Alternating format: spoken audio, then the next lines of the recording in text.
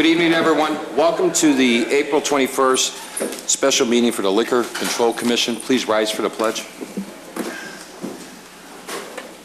I pledge allegiance to the flag of the United States of America and to the republic for which it stands, one nation, under God, indivisible, with liberty and justice for all. Please remain standing. Since we last met 2 weeks ago, the Village of Wheeling lost 3 pioneers, 3 women that were a part of Wheeling. One being retired utility billing coordinator Carol Tress. Anybody that dealt with their water bills in this community, whether it be a resident or business, Carol passed away on April 10th. Longtime senior citizen commissioner Judy Elstein, long time. And just last night, former senior citizen commissioner Dolly Hine passed away. So that being said, we lost 3 pioneers in this community that will be truly missed. And I would ask, please reflect on a moment of silence.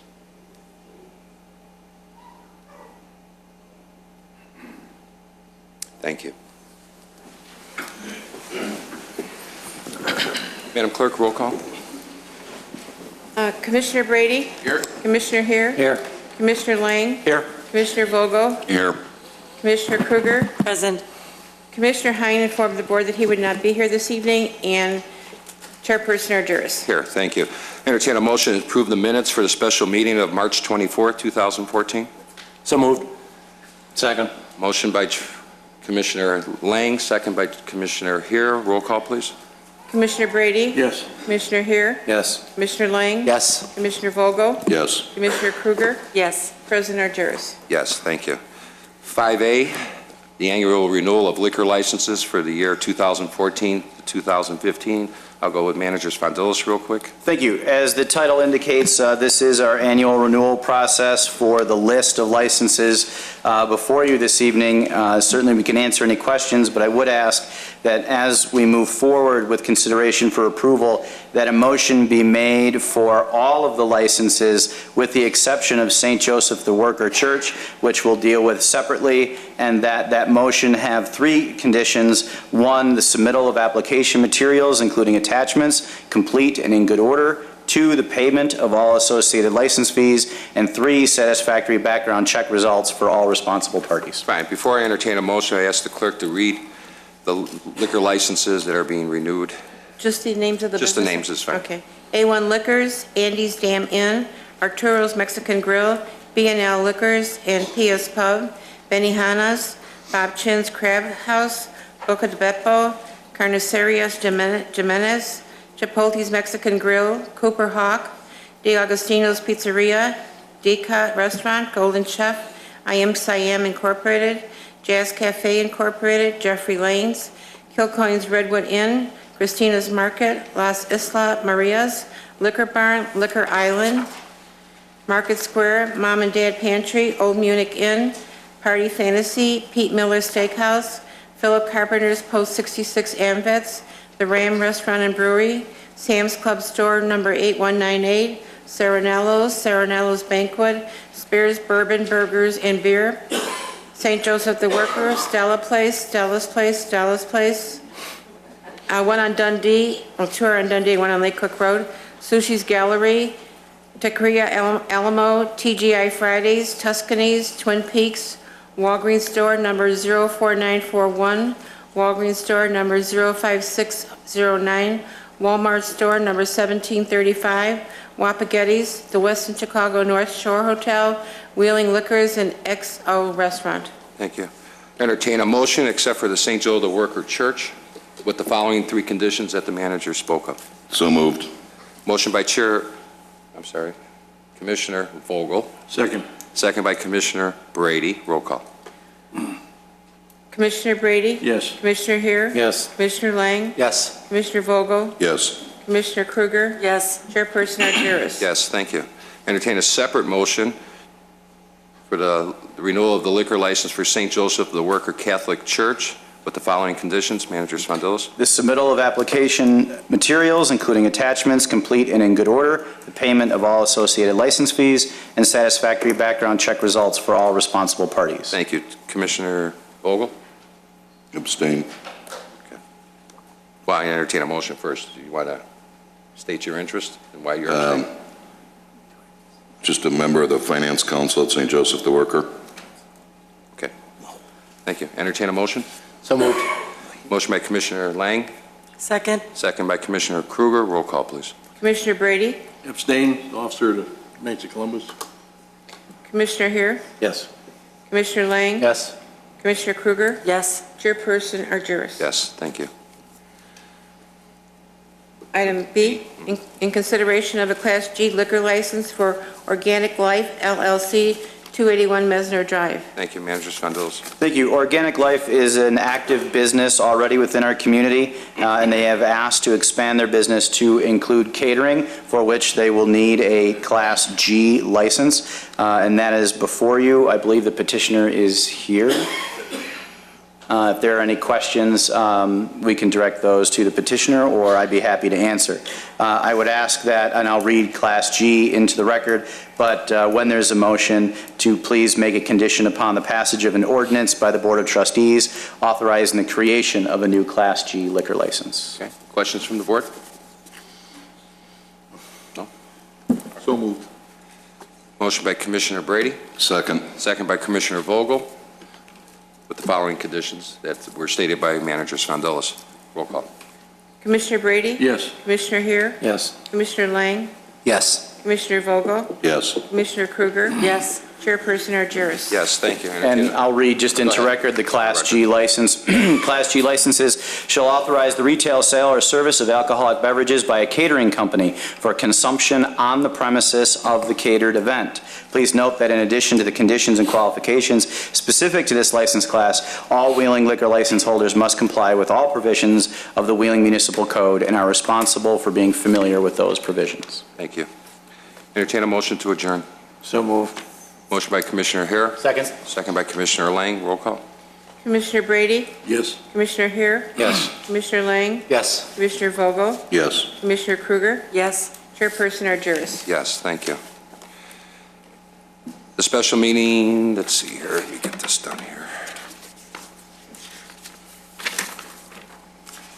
Where's that first page? I got it.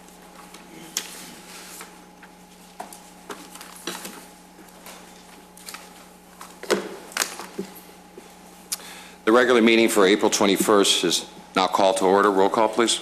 Trustee Brady, Here. Trustee Here, Here. Trustee Lang, Here. Trustee Vogel, Here. Trustee Kruger. Present. Trustee Hein informed the board that he would not be here this evening, and President Argyris. Here. Entertain a motion to approve the minutes of the regular meeting for March 17th. So moved. Motion by Trustee Hare, Second. second by Trustee Lang. Roll call, please. Trustee Brady, Yes. Trustee Here, Yes. Trustee Lang, Yes. Trustee Vogel, Abstain. Trustee Kruger, Yes. President Argyris. Yes. Entertain a motion to special meeting, the minutes for March 24th. So moved. Motion by Trustee Vogel, Second. second by Trustee Brady. Roll call. Trustee Brady, Yes. Trustee Here, Yes. Trustee Lang, Yes. Trustee Vogel, Yes. Trustee Kruger, Yes. President Argyris. Yes, thank you. Changes to the agenda? None this evening. Thank you. Item 6, Madam Clerk. Arbor Day, April 25th, 2014. In 1872, J. Sterling Morton proposed to the Nebraska Board of Agriculture that a special day be set aside for the planting of trees. This holiday, called Arbor Day, was first observed with the planting of more than 1 million trees in Nebraska. Arbor Day is now observed throughout the nation and the world. Trees can reduce erosion of our precious topsoil by wind and water, cut heating and cooling costs, moderate the temperature, clean the air, produce life-giving oxygen, and provide habitat for wildlife. Trees are a renewable resource, giving us paper, wood for our homes, fuel for our fires, and countless other wood products. Trees in our city increase property values, enhance the economic vitality of business areas, and beautify our community. Trees, wherever they are planted, are a source of joy and spiritual renewal. Dean Argyris, President of the Village of Wheeling, do hereby proclaim April 25, 2014 as Arbor Day and urge all citizens to celebrate Arbor Day and to support efforts to protect our trees and woodlands. Thank you. Lori?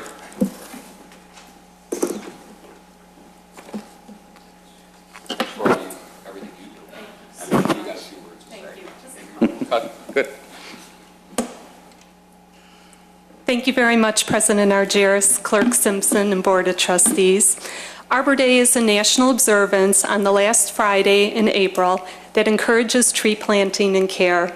This year's Arbor Day will take place on April 25th at 11:15 a.m. at Walt Whitman School, 133 Willie Avenue, and you can enter in the gate off of Highland Avenue. The celebration will include informing students about the history of Arbor Day and the planting of a northern red oak. The celebration of Arbor Day represents a priceless opportunity for all of Wheeling residents to take a positive action by planting trees. Thank you. Thanks, Lori.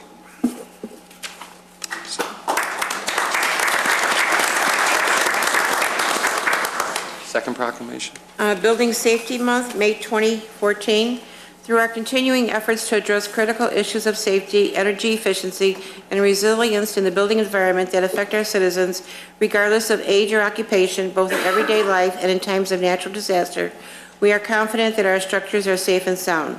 Our confidence is achieved through the devotion of vigilant guardians, building safety and fire prevention officials, architects, engineers, builders, laborers, and others in the construction industry who work year-round to ensure the safe construction of buildings.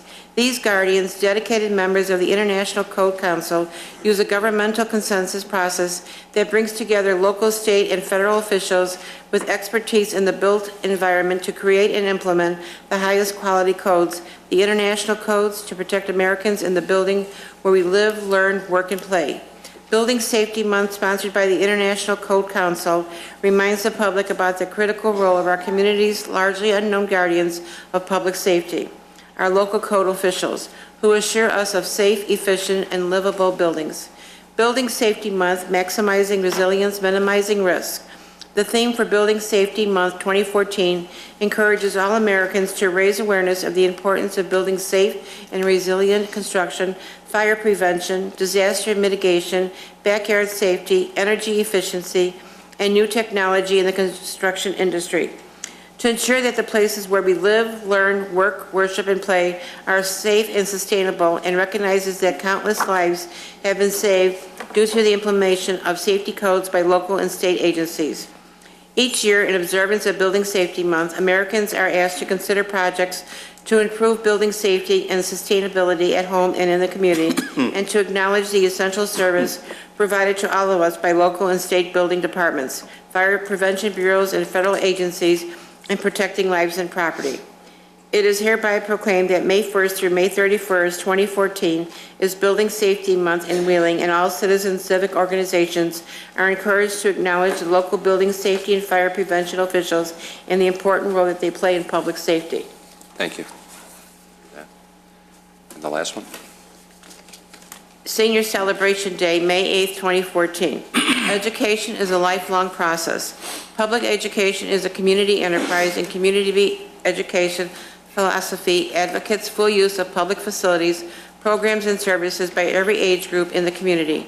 The skills, talents, and experiences of senior citizens are untapped resources in many communities, and intergenerational cooperation promotes efficient use of human resources. Community education promotes the use of community resources, community volunteers in schools, senior citizen centers, and community agencies, and maximizes the use of human resources to provide educational opportunities for community residents of all ages. The goal of community education is to promote a sharing, caring, learning community.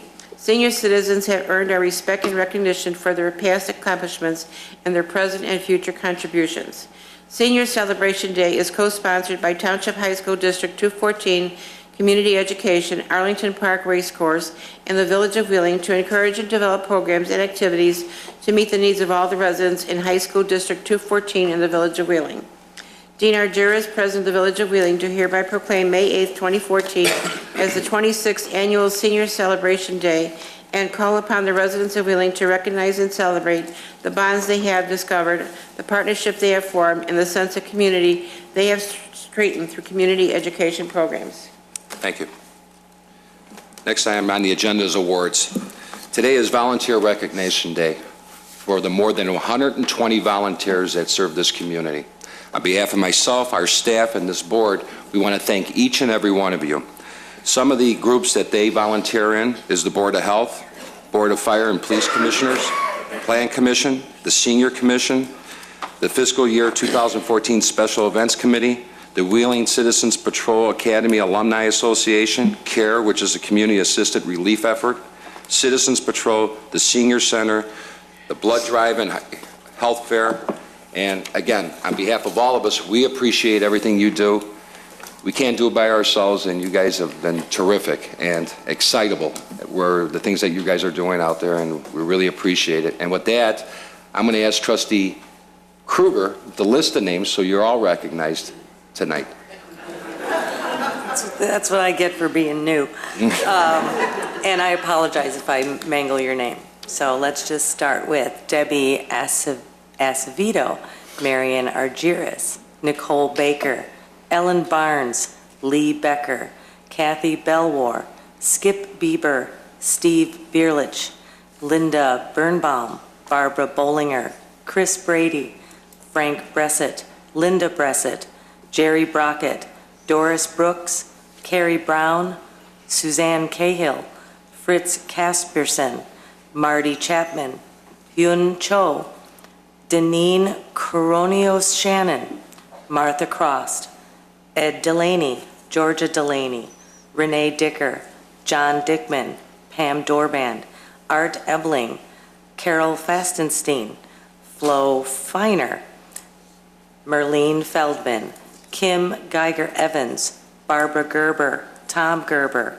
Joyce Gherkin, Thomas Gherkin, Betty Giambroni, Ceslawa Gorka, Pat Gouletas, Ron Grandstrom, Kathleen Gulyas, Eileen Halleck, Harley Halleck, Marilyn Hams, Al Hemd, Patricia Hemd, Estelle Heber, George Heber, Sadie Johns, Don Johnson, Gilder Juarez, Dolores Kelly, Michael Cohen, Lou Kolsak, Kenneth Kramer, Barbara LaHaye, Carol Lancelotti, Denise Lander, Gloria Liederman, Ann Sue Lee, Yong Lee, Ann Lewandowski, Ricky Lewandowski, Thomas Logan, Gerald Mallon, Elena Malinovskaya, Ralph Mansfield, Marianne Marabella, Juana Mariscal, Chuck Mason, Faye Mason, Pat Maziarka, Charles McAtee, Desmond McDonald, Roberto Melendez, Stephen Meyer III, Pat Miller, Mike Moran, Linda Mueller, Mike Murphy, Laura Nava, Penny Nearing, Sandy Neiditz, Al Palicki, Mary Papantos, Patty Perini, Nikki Pedrick, Eugene Petrovsky, Kathy Pico, Steve Powers, Gary Primack, Joni Pervin, Rob Reisman, Rich Richmond, John Richmond, Benita Rodriguez, Steve Rosengard, Alicia Ross Rudolph, Jim Rafato, Norm Schaff, Bobby Svandilis, Janet Siepel, Ellen Simon, Cindy Spaj Mace, Bobby Spiegel, Terry Stylen, Sue Stein, Hernan Telez, Becky Vogel, Jack Volreed, Roberta Volreed, Doris Wagner, Ed Walsh, Corrine Weber, Pinky Winterstrom, Joan Weiner, Bill Wilson, Marie Woodruff, Paul Zangara, and Ludmila Zub.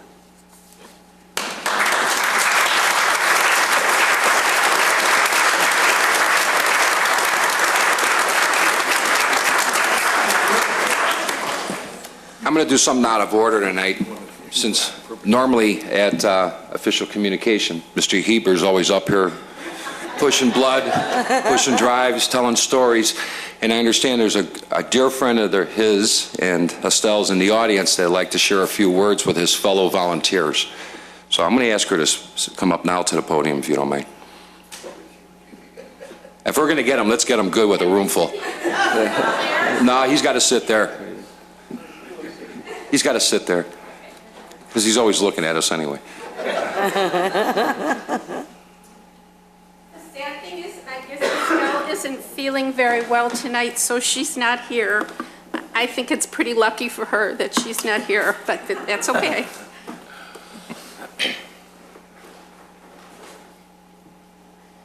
I spoke with Mr. Argyris, and I received permission to further honor two of Wheeling's most active, longtime volunteers.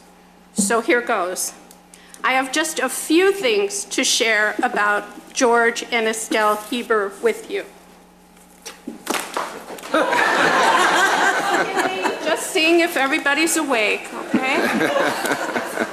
My name is Judy Kerman. I'm a 44-year resident of Mount Prospect, and I'm in my 11th year of retirement. Oh, yeah. I'm lucky enough to be a friend of both George and Estelle. Estelle, George, and I are among members of a group that I call the Lunch Buddies, some of who are here in this room tonight. A very close and diverse group of old retired folks who meet almost every Wednesday and Friday for lunch at the Chinese buffet restaurant in Arlington Heights. Basically, we eat pretty good food, we laugh a lot, we share our stories, we support and joke with one another, sometimes unrelentlessly. We have become a very close group of friends, I think the closest friends I've ever had in my lifetime. To me, our group serves to punctuate the fact that no matter how diverse a group we are, and we are a diverse group, that all of us are more alike than we're different, despite our different religious affiliations, nationalities, ethnicities, past occupations, and life experiences. Now to the reason that I'm here. I'm here on behalf of myself and our group to share a secret with you. I'm here to let you know that on Wednesday, April 23rd, that George and Estelle Heber will be married 59 years.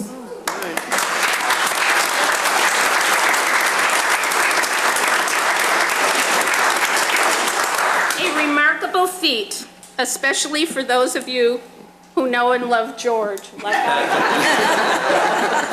do. She works for Estelle. 59 years, a long time. Please let me digress just a little bit. I can remember having a conversation with my own brother once back in 1988 when our parents were about to be married 50 years. It ended with the revelation that both he and I, if we added up all the years we were each married and all the years we were each divorced, that we couldn't get to 50 years in a lifetime. Anyway, now to the presentations and the stuff. Come on down, George. Come on, George. Come on, George. You're used to the podium. Come on, George. He's not shy. So shy. We're waiting.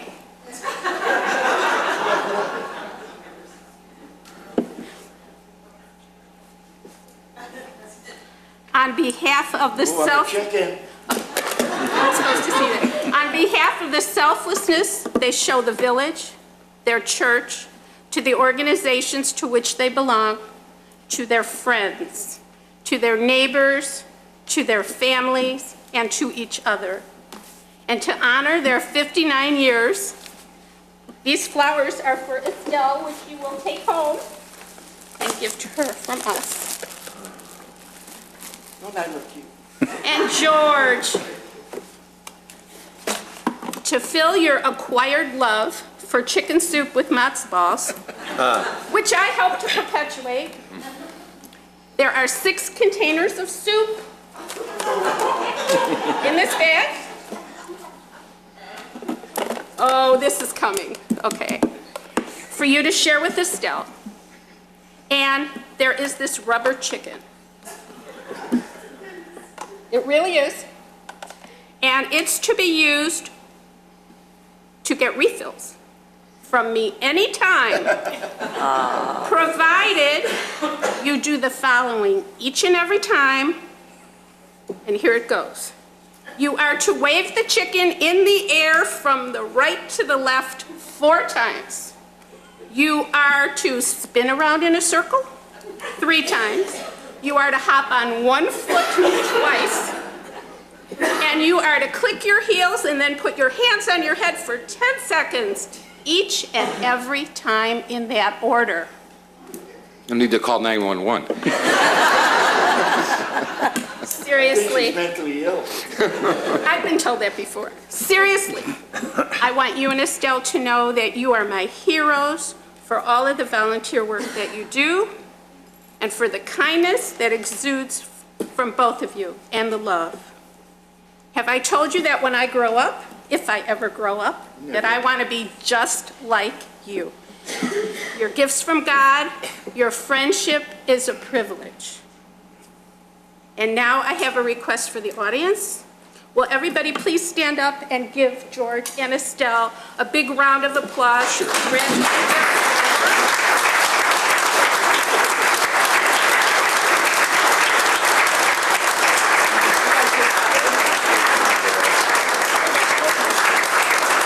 for their upcoming 59-year milestone, I want them never to forget how much they're loved and appreciated. In closing, if I've embarrassed you significantly, my work here is done.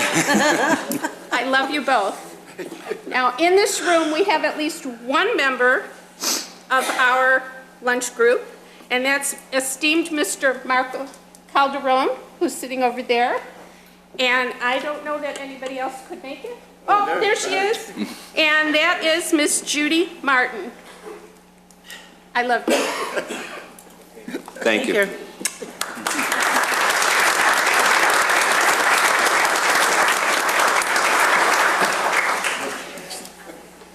Anyway,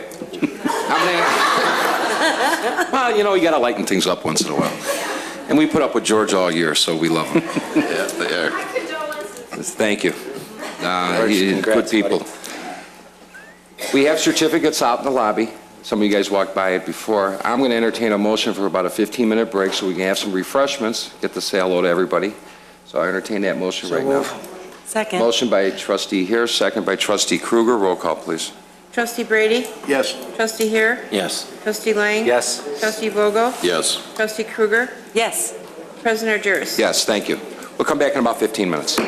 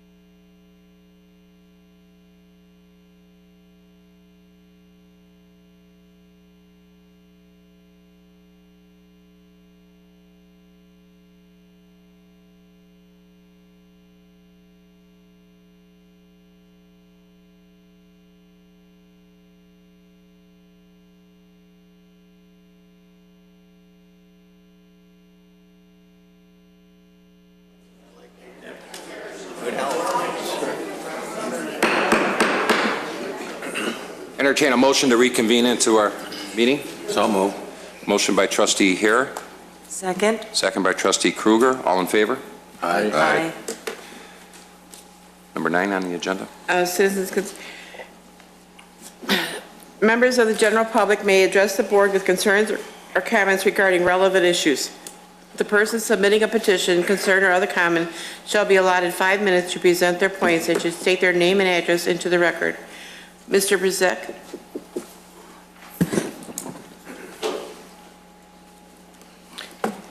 Welcome. My name is Carl Bryzek. My family has been in Wheeling for over 60 years.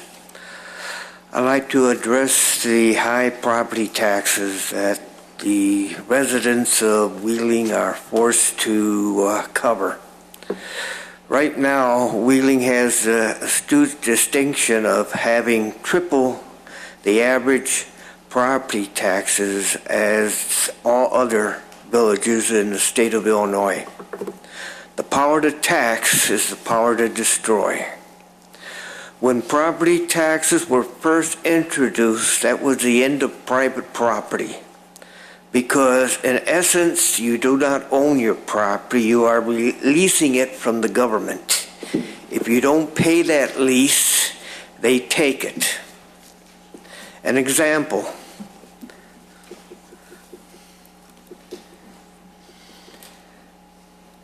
In tax year 2011, the village tax rate went up 12.56%.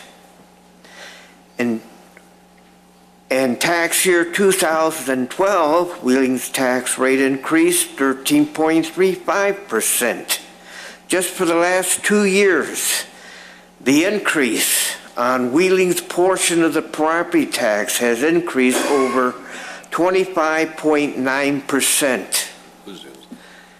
The senior citizens who are surviving on Social Security are getting to the point where they're paying between 25 and 50% or more of their Social Security income just to cover Wheeling's property taxes. This cannot keep going. When the Social Security average increase per year is 0.5%, and Wheeling is increasing the property tax rate by over 13% per year, it will not take long before the senior citizens will be paying all of their Social Security just to pay Wheeling's property taxes. This cannot keep going this way. I'd like to address Heritage Park. I understand that the cost of this renovation is $25 million. I'd like to know what we are getting for this $25 million. Granted, the Water Reclamation Park is paying 90% of it, but it all goes back to us. The taxpayer pays the Wheeling Reclamation Park the money to cover this. I'd like to have a freeze on all new construction until the bond issues are at least reduced 80%. I'd like to entertain a motion that there is an audit of the debits and credits of the income of the village of Wheeling so we can know exactly when these bonds can be retired. We want to know what amount is it. You can't keep spending like this. The federal government is bankrupt. The state government in Illinois is bankrupt. The village of Wheeling is bankrupt. You cannot possibly pay off your bond issues and continue to give services to the community. I would like to have an answer to my questions on this. Oh, and by the way, when is Heritage Park going to be open? It's been 2 months since the weather has been warm enough so that they can continue construction. They have done nothing around the lake. All they're doing is pouring a whole bunch of concrete down a hole along that big ditch along Wolf Road. I don't know what you're pouring concrete down there for, but I sure would like to know. And I would like to get an audit to explain item by item what they are spending to justify the $25 million price tag. I would like this board to answer my questions. Thank you. Mr. Brezak, real quick, Mr. Monashane's our finance director. He's downstairs in this village hall. You're free to call him anytime to look at our audited statements, to get your facts straight regarding the 12 and 13% tax increase on the village's part. There are Got the letter right here. It's from okay. You Wheeling. can look at all the letters you want. And regarding the Heritage Park, across the field over here, I'm sure the folks over at the Park District would answer any other questions that you have. So please contact Mr. Monashane.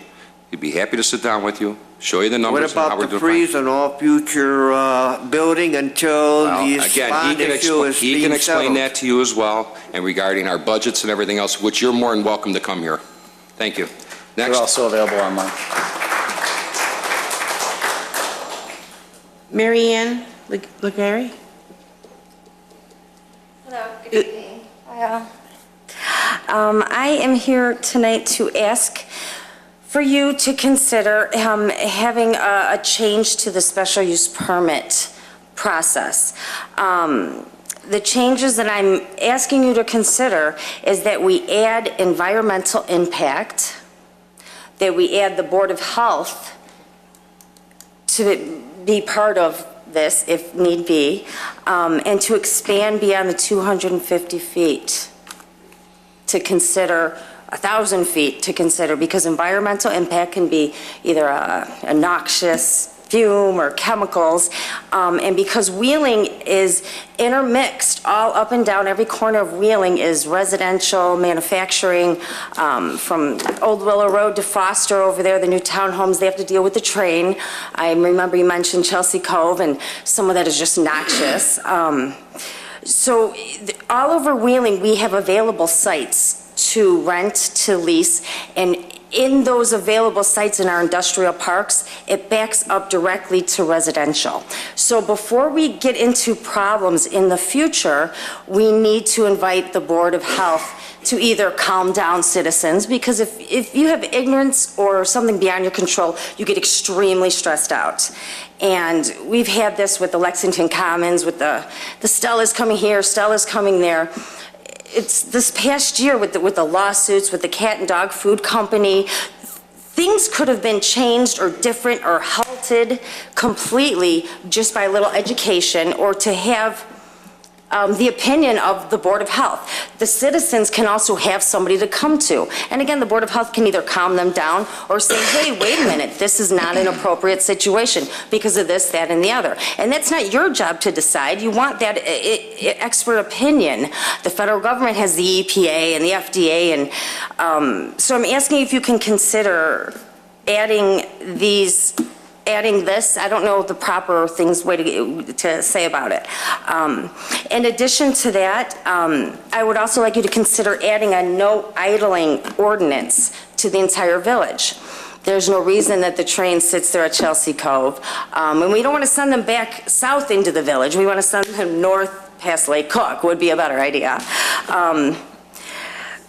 The airport, we don't want them sitting there 20 minutes idling right by River Mill, the people there. All along Chaddock Drive, up and down Chaddock Drive, we have a bus company, Federal Express, and diesel fuel is now considered carcinogenic. And your body fights cancer cells. Every single day your body's fighting. And our senior citizens and our children, they either have a sluggish immune system, or the children have a hormonally developing system on their body. So there's a no idle ordinance in Arlington Heights. It's great. They have signs next to the schools. They have signs next to the senior centers. And it's basically, we are not going to, it's against the law to idle more than 10 minutes as it is. And we've got trucks 20 minutes, half hour for absolutely no reason. So if we can get some signs up and make it clear to all of the things that are polluting the residents, we can make that crystal clear. This is how we feel about that. Maybe that would be for our better health. That's it for now. Thank you. Thank you. Anybody else? No, that's it. Staff reports, Manager Svendelis. Thank you. Piggybacking on what we heard earlier about Arbor Day, tomorrow is National Earth Day. It is the largest, most celebrated environmental event worldwide. Earth Day is a day to reflect on our environment, appreciate it, and to do what we can to protect it against such as reusing products, recycling, conserving water and energy. Residents can find additional information on earthday.org's website, as well as our partnership through SWANC, which is the Solid Waste Agency of Northern Cook County, and their website is swanc.org. Just wanted to take the opportunity to advertise tomorrow. There are no events specific for the Village of Wheeling, but just a reminder to everybody to think about refuse and any other efforts for recycling and conservation. Thank you. Economic Development Director John Melantify. Thank you, President Argyris. I'd like to just take the opportunity to promote an event that the Village of Wheeling is sponsoring along with the Alliance for Illinois Manufacturing. We're hosting a manufacturing incentive breakfast on Thursday, May 8th. There's some information on the screen, from 8 a.m. to 10 a.m. at the Westin Chicago North Shore at 601 North Milwaukee Avenue. In 2012, the Alliance for Manufacturing directly assisted over 150 companies to receive $6.3 million in government grants and reimbursement programs and technical assistance that resulted in millions of dollars in increased sales, government bids, and low-cost loans. The Illinois Alliance for Manufacturing has identified over 85 different programs and grants available to small and medium-sized businesses. And we are going to have guest speakers there that will assist our area manufacturers in finding some of these grants and other incentive programs that are available to create jobs in Wheeling and to strengthen our manufacturing base in the village. Secondly, I'd like to also promote our Wheeling Prospect Heights Chamber of Commerce golf outing, which is welcome to everyone. All are welcome at this event.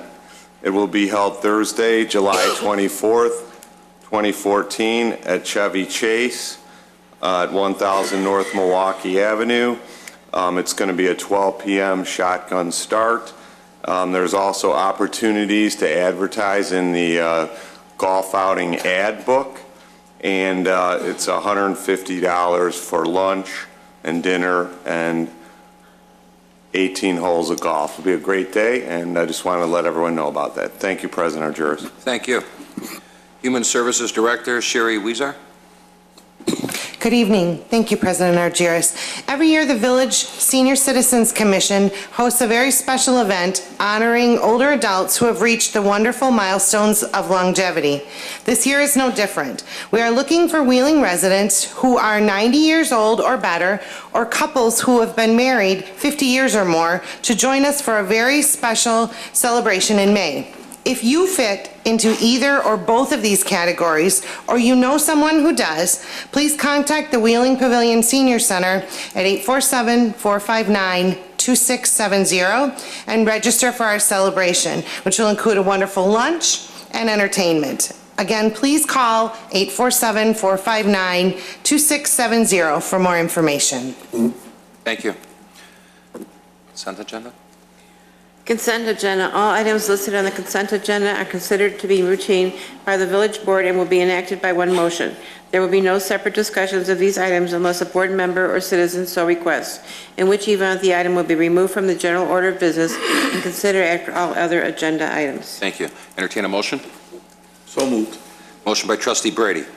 Second. Second by Trustee Lang. Roll call, please. Trustee Brady? Yes. Trustee Here? Yes. Trustee Lang? Yes. Trustee Vogel? Yes. Trustee Krueger? Yes. President Argyros? Yes. 12A, read it for the record. Old business. Old business, resolution authorizing the village president, village clerk to execute an agreement between the village and the Wheeling Prospect Heights Area Chamber of Commerce and Industry for the lease of a portion of village-owned property located at 2 Community Boulevard, Wheeling, Illinois. Thank you. I entertain a motion to untable. So moved. Motion by Trustee Here, Second. second by Trustee Krueger. Roll call, please. Trustee Brady? Yes. Trustee Here? Yes. Trustee Lang? Yes. Trustee Vogel? Yes. Trustee Krueger? Yes. President Argyros? Yes, thank you. Director Melantofi. Thank you, President Argyros. The village has leased office space on the second floor of the Village Hall to the Wheeling Prospect Heights Chamber of Commerce for a number of years. The most recent lease expired. The village attorneys prepared an agreement renewing that lease, and there are no changes to the original lease. Thank you. Thank you. Questions from the board? So moved. Motion by Trustee Brady, Second. second by Trustee Here. Roll call. Trustee Brady? Yes. Trustee Here? Yes. Trustee Lang? Yes. Trustee Vogel? Yes. Trustee Krueger? Yes. President Argyros? Yes, thank you. 13. Hey, how do you do this? Public hearing relative to the proposed Southeast 2 tax increment financing district. 1, opening statement relative to the history of the proposed Southeast tax increment financing district. Thank you. Managers Fondelis. Thank you. As an opening statement, I'm going to read to you a bit of the history of what has taken place about this for this TIF district already. The public hearing tonight is in regard to the village's proposal to establish a tax increment financing district to be known as the Southeast 2 Tax Increment Financing District. In accordance with the Tax Increment Allocation Redevelopment Act, the village has taken the following actions on the following dates in regard to the establishment of this TIF district. 1. Approved an ordinance authorizing the eligibility report, including the housing impact study and the TIF plan, September 3rd, 2013. 2, mailed notices relative to the ordinance authorizing the eligibility report, including the housing impact study and the TIF plan, to all taxing districts that would be affected by the tax increment financing district designation by certified mail, return receipt requested on September 10th, 2013. 3, publish the TIF Interested Parties Registry Notice in the Daily Herald newspaper, September 17th, 2013. Number 4, announce the availability of the eligibility report, including the housing impact study and the TIF plan at a village board meeting, January 13th, 2014.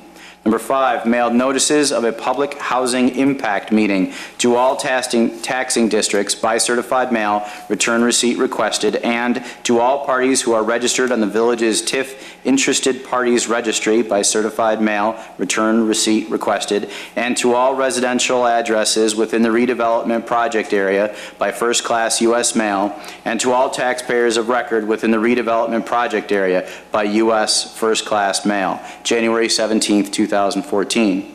6, held a public housing impact meeting February 4th, 2014. Number 7, approved ordinance number 4831, calling for a joint review board meeting and a public hearing relative to the proposed approval of the redevelopment project area and the TIF plan in relation thereto, February 18th, 2014. Number 8, mailed notices relative to the availability of the eligibility report, the housing impact study, and the TIF plan to all residential addresses within 750 feet of the boundaries of the redevelopment project area, first-class U.S. mail, and to all parties who are registered on the village's TIF Interested Parties Registry by first-class U.S. mail, February 21st, 2014. Number 9, mailed a copy of ordinance number 4831, the eligibility report, the housing impact study, and the TIF plan, along with a public notice of the joint review board meeting and the public hearing to all taxing districts by certified mail, return receipt requested, and to the Illinois Department of Commerce and Economic Opportunity by certified mail, return receipt requested, February 27th, 2014. Number 10, held joint review board meetings on March 14th and April 4th, 2014. Number 11, published notice of the public hearing in the newspaper of the Daily Herald twice, April 7th, 2014 and April 9th, 2014. Lastly, number 12, mailed notices of the public hearing to each residential address within the redevelopment project area by first-class U.S. mail, and to each taxpayer of record within the redevelopment project area by certified mail, return receipt requested, and to each person on the village's TIF Interested Parties Registry by first-class U.S. mail, April 9th, 2014. Pursuant to the Tax Increment Allocation Redevelopment Act, the village must wait at least 14 days from the close of the public hearing before introducing or taking action on the ordinances establishing the Southeast 2 Tax Increment Financing District. Thank you. 13A2. 2, overview of the proposed Southeast 2 Tax Increment Financing District and the eligibility report, the housing impact study, and the redevelopment plan and project in relationship thereto. Thank you. Maureen Berry, our consultant, TIF consultant.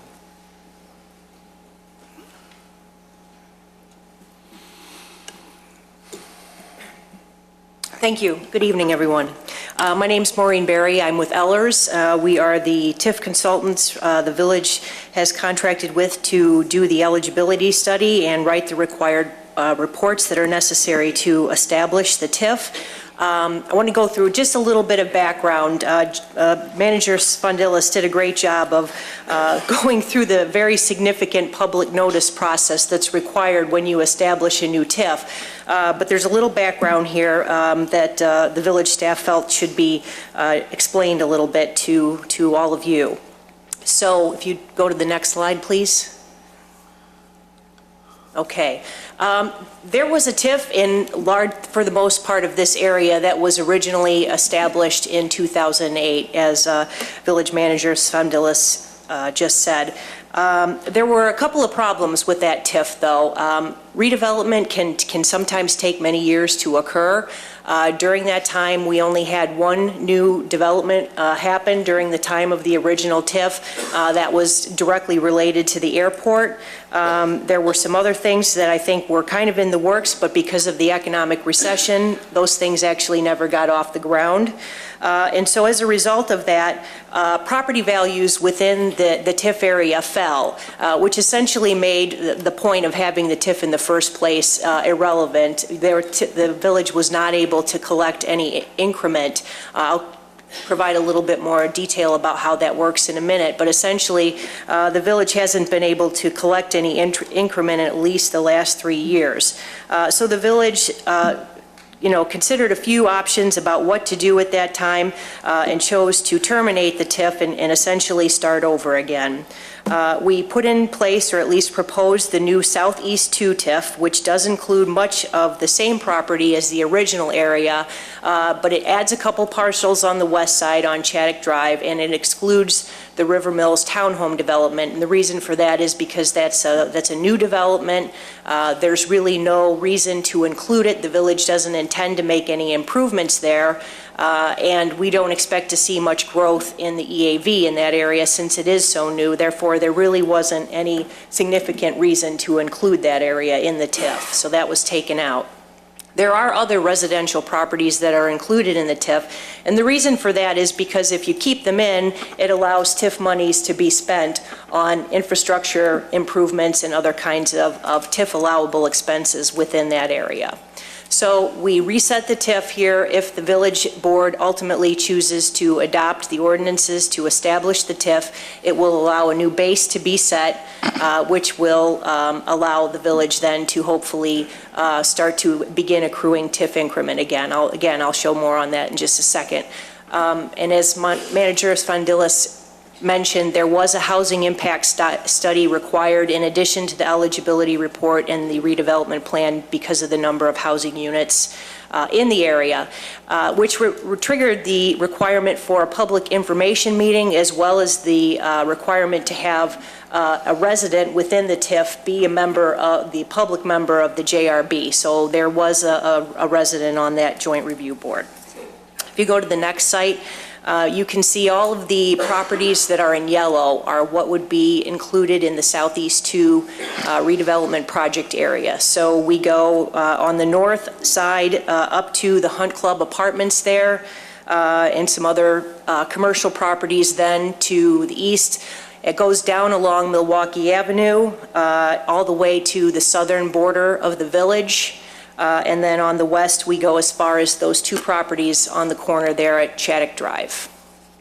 So the area is approximately 434 acres and includes airport, commercial, industrial, and residential uses. Next slide, please.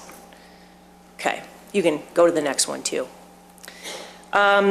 Just a little background on what is TIF. I know this can be a complicated concept for a lot of people to understand. The Illinois legislature didn't help necessarily by making the law very clear for the average person to understand. So just to kind of boil it down to a few bullet points, essentially what tax increment financing is meant to be is a tool that helps local governments to be able to put some new life into economically sluggish parts of town. It allows them to develop a new funding stream to be able to make improvements such as new roads or sewers or water mains, and to be able to do that in a way that doesn't require tax increases. So incentives to developers can also be made so that we're trying to basically incent new private development so that we can make things happen without necessarily putting it all on the backs of the local government. So for those of you interested in seeing more economic development in Wheeling, this is a primary tool that the village has to be able to make that happen. If you go to the next slide, please. Okay. What is tax increment? There are a lot of misconceptions about what tax increment finance is. The first thing we like to note is that it is not a tax increase. It is the difference between the amount of property tax revenue that is generated before a TIF district is established and the amount of property tax revenue that is generated after the TIF district has new development.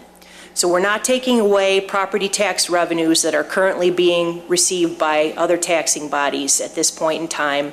And we also are only using property taxes generated by the incremental increase. So the problem we're having now is the EAVs have not risen above the base level, therefore there's no increment being generated. So if you go to the next slide, I've got kind of a graphic here that maybe illustrates this a little more clearly. You can see the red dotted lines on the left side and on the right side are meant to reflect the beginning and the ending of the TIF. So the yellow is our base EAV. That's going to stay consistent throughout the life of the TIF, and that is the amount of tax revenues that will go to all of the taxing bodies, including the village, throughout the life of the TIF. The green triangle represents hopefully the additional incremental value that will go into the TIF fund as improvements are made and the EAVs of the parcels within the TIF improve in value. So you take that difference between the beginning, the base value, and at the end, and as that goes up, that creates increment which goes into a TIF fund that can be used to pay for improvements. The blue block at the far right side then illustrates the revenue that hopefully the growth that will be available then to all of the taxing districts at the end of the TIF. So if we want to move to the next slide, please. Again, a little bit more about the process. A lot of notifications are required. In between all of those notices, there are several meetings. We started by identifying the area, which we did originally in 2008. We had to re-verify going into this reestablishment of the TIF in order to confirm that those physical and economic deficiencies still were in effect, and we were able to show that yes, they actually still were, that really there hadn't been any improvement in the area since we did the original TIF back in 2008. So the eligibility report and redevelopment plan were able to use many of the same criteria as the original one. We held a public information meeting again, that was required because of the number of residential units within the TIF, so we did that on February 4th. A joint review board was convened on March 14th of this year, which is an opportunity for all of the taxing bodies to come together and review the reports and express their opinions and hear how the village believes that this area qualifies as a TIF.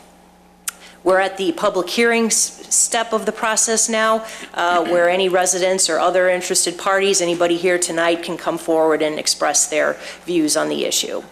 And if the village board so chooses, in 2 weeks at a minimum, the village will then be able to adopt the TIF ordinances that are necessary to establish the TIF. The TIF process, according to the state statute, do not require that any state or federal approvals are necessary, and essentially the law allows that a TIF district can exist for a maximum of 23 years, and that's what's being proposed for this. So if we go to the next slide, please. The eligibility study that was shown, I just want to go into this a little bit. There's more detail in the reports that are on the village's website and have been available to the public, I want to say since the end of December, for the public to review.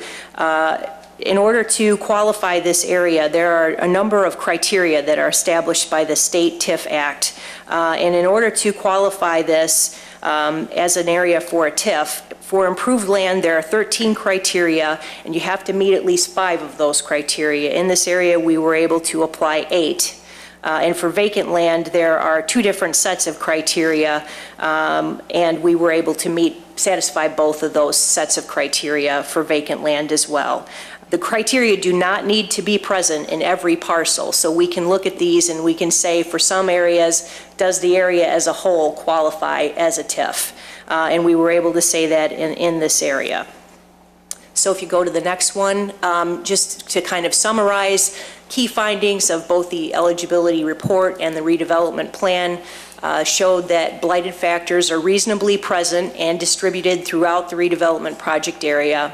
And that the costs to redevelop the area are extraordinary. These, when you start talking about water and sewer infrastructure projects, they get into the millions of dollars very quickly. The village does not have another revenue stream to be able to support the kind of improvements that the village would like to see in this area, and therefore TIF is an effective tool to be able to generate some new revenues without implementing a property tax increase so that they can perhaps provide some of those improvements. And again, the TIF funds can be spent on any projects that are on the properties within the TIF boundaries. You cannot spend TIF funds for projects outside of the TIF boundaries.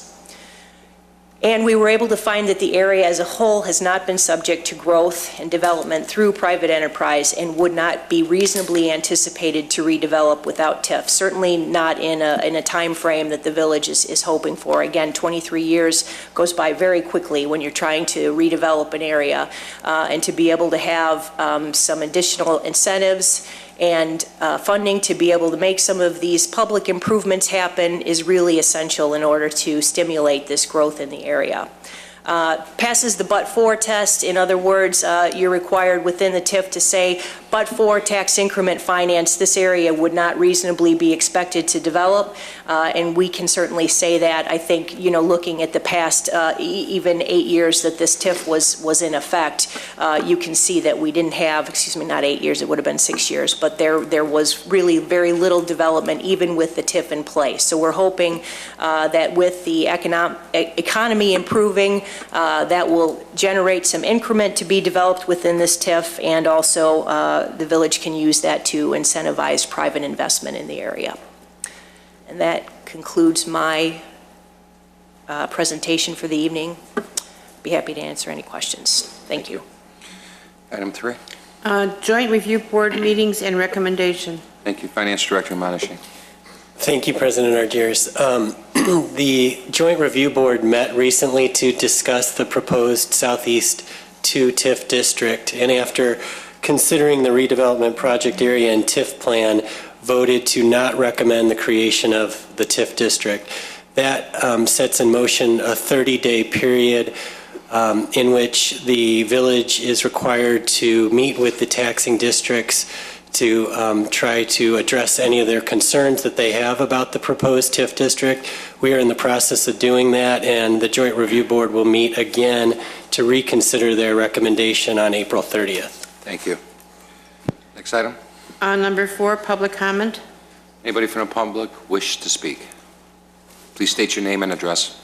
Carl Bryzik, 388 East Jeffrey Avenue, Wheeling, Illinois. Thank you. This is a prime example of where more property taxes are going to have to be increased to pay for this. You saw what happened to the city of Detroit. They went bankrupt. Half the city has been leveled. The reason why is they forced all the productive citizens to leave because they couldn't pay the property taxes. They only left the people who weren't able to pay the property taxes, which eventually went to the city. Toledo, Ohio is the same thing, and the village of Wheeling is going right down the same path. Thank you. Thank you. Anybody else?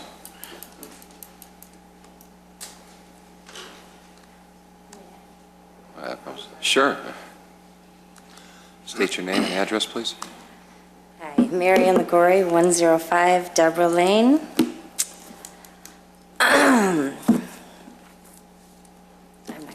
Abidjanso. I would like to give you the same book that I gave you before, just so you can just review.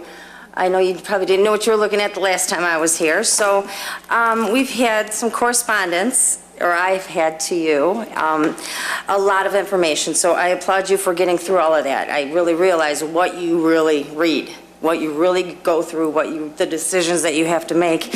And I know how much I sent you, so thank you. I thank you for reading all of that. Here, I'm just going to pass it up.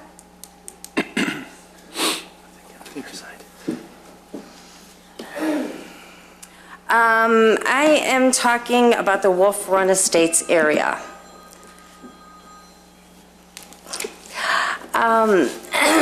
We do not qualify to be in this TIF at all whatsoever in any way, shape, or form. I've sent you all the information, and if you read the legislation, we do not qualify. We have nothing to do with Industrial Lane. This building here is just as far from Milwaukee Avenue as we are, the way the Milwaukee Avenue runs on an angle. Our area has pulled permits. I don't know why that you're saying that there's no permits. I don't know who's saying this. There's no due diligence there. This last year alone, we have a couple new roofs, just within the last less than a year. New siding. When we were annexed into the village, at that point, there was one, maybe two small businesses, and now there's 5, 6 homes that are single-family homes. We use our homes as they were originally built, but now we have multiple people coming in. And what does a small business mean? That means Randy's buying 20 cases from Sam's Club, from Sam's Club for his guys for water. We're spending money into the village. I just want to talk 1 minute about the origins of the word blighted that we keep talking about here. Originally, this legislation was created to clean up slum areas. Slum areas, blighted areas, contribute to the development and cause an increase in the spread of disease, crime, infant mortality, juvenile delinquency, constitute a menace to the health, safety, morals, and welfare of the residents of the state. So these conditions necessitate excessive, disproportionate expenditures of public fund, meaning it costs everybody a lot of money for crime prevention, punishment, public health and safety, fire and accident protection. Eradication and elimination of these areas. This is what this was originally designed for. Now, the Illinois General Assembly has it very specific. When Eulers took the survey, and Eulers, there is 3 pictures of Wolf Run mixed in with different pictures of Industrial Lane. There are 3 homes. There's 4 pictures of Wolf Run. 3 of them are homes, and all 3 of these homes have new siding, new roofs, and new windows, except for one of them. Actually, was waiting. I thought the airport was coming in with the FAA years ago, going to do the windows. That never happened. But the pictures used for evidence, we have grown. Yes, maybe we qualified in 2006. We fought it then, or 2008. And when you're working with a TIF, excuse me.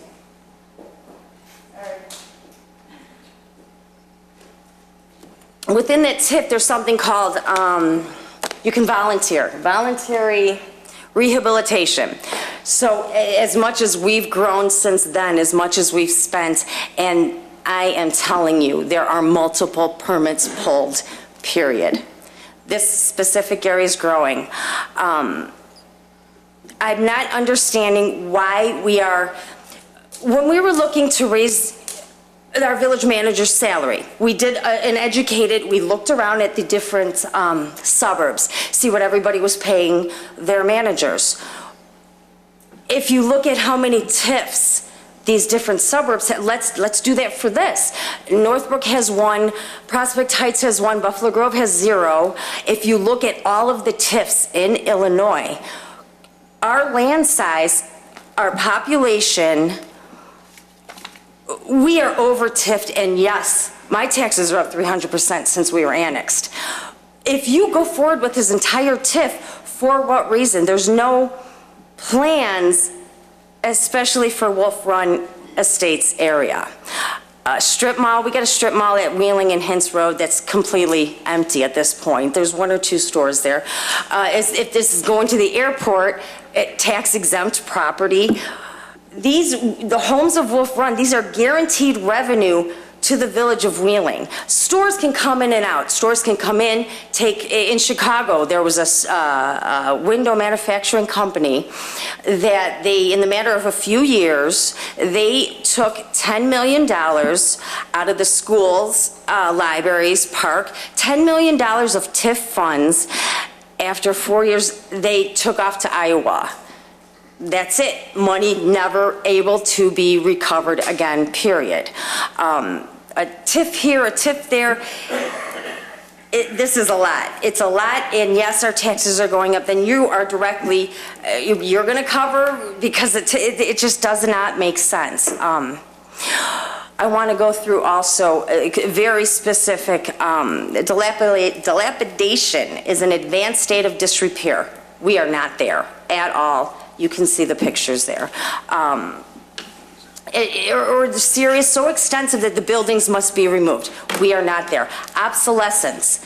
These are the factors we're supposed to be qualifying for. You're supposed to use these factors, qualify this area. We do not make it. Deterioration with respect to building defects, including but not limited to major defects of the secondary building components. Doors, windows, porches, gutters, downspouts. Roadways, alleys, curbs, gutters, sidewalks, off-street parking, surface roads, none of that. There's loose paving material, weeds protruding through. That is not us. So presence of structures below minimum code standards. What does that mean? All structures do not meet the standards of zoning, subdivision, building, fire.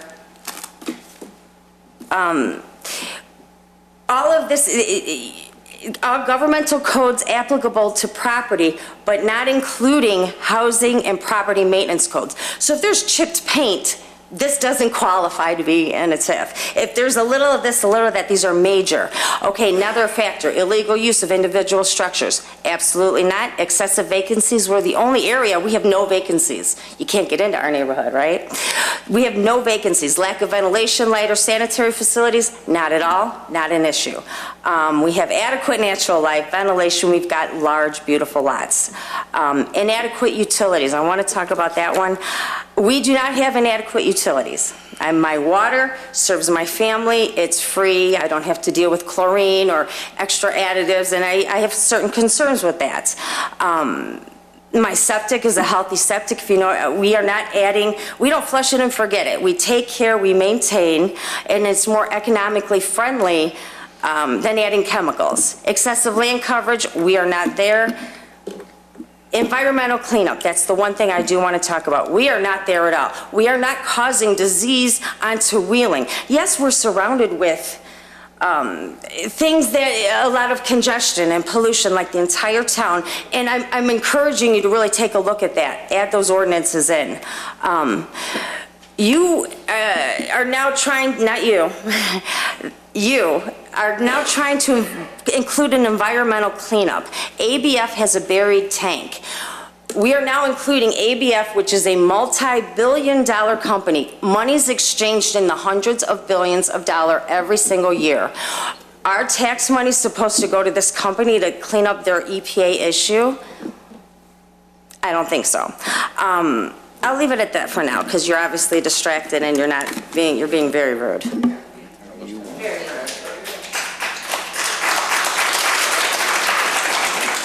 David Villarreal, 1041 South Dean. I was looking here, and I was looking at you and looking at all the members up here. You rolling your eyes. I think it was very rude. I saw this book go by. You took it and just passed it on. I've read the book. Did you I've read read it? the book. So you know what's in it? And I get emails all the time from Okay, Mary. well, that's good. That's your job. It is. But, okay, I'm just saying, I think it was very rude of you, rolling your eyes, looking like you were bored. If you don't want the position, resign. Okay. Thank you. Anybody else? Anybody else? Give her hell again. One time. Wait a minute. You already spoke, sir. This issue. Yeah, she did. Okay. She did. I did not sign up to speak here. That's okay, sir. Okay. Your name, please? My name is Thomas Gloger. I live at 104 Lynn Lane on the south end of Wolf Run Estates. My understanding is that the current TIF is 6 years old, 5 years old, and you're wanting to redo it. But I also heard that a TIF is 23 years, and it's a thing that you have to give it time to make it work. So in what way is 6 years, can you tell by after 6 years that something's not going to work in 23 years? You want to explain that? We just explained that, about the EAV being underwater. Sure. The equalized assessed valuation of the area dropped dramatically. Therefore, it would be impossible to yield increment, given how much the value went down for the area as a whole. The TIF was rendered essentially useless, which required the reestablishment of a new TIF district so that the lower EAV could be the base level. And as development occurs, the EAV will go up, allowing increment to be captured to fund more development so that increment will be generated far past the 23 years for the taxing bodies. That's the explanation. So you're basically a new benchmark. New benchmark, that's a good way to put it. Okay. Wish I could do things like that. Thank you. Anybody else?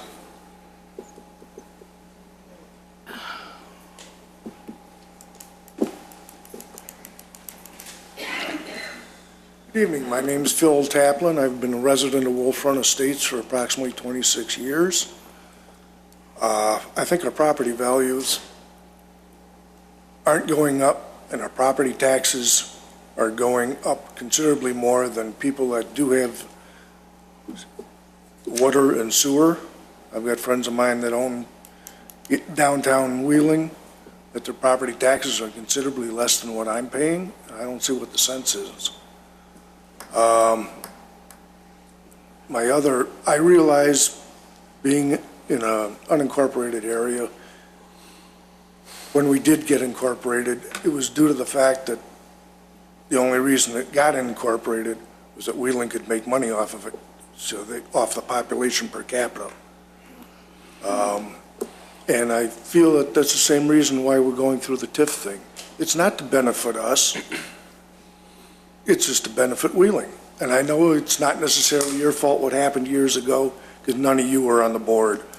But I fought Wheeling ever since they moved Wolf Road, when they acquired the airport and everything else. It just seems that they don't care about the small person.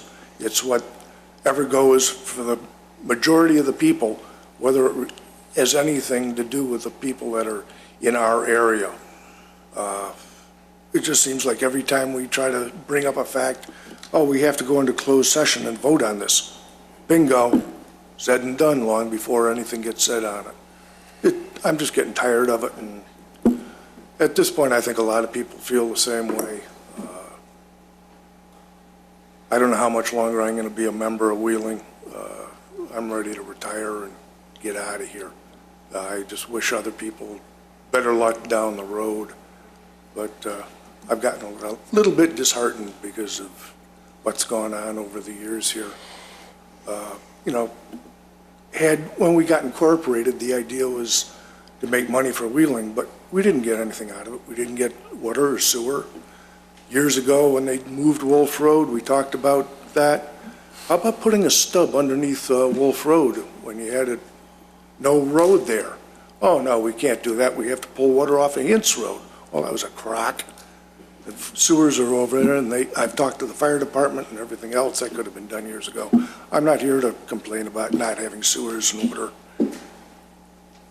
I know it's not going to happen in our time, and you know what goes on 23 years from now, I don't know. But I know when I bought the house that it would get rezoned light industrial, and as long as we got paid our decent property, you know, money for our property, I was happy with it. I knew that was going to happen 26 years ago. And but I've just gotten disheartened over the years on what we haven't gotten.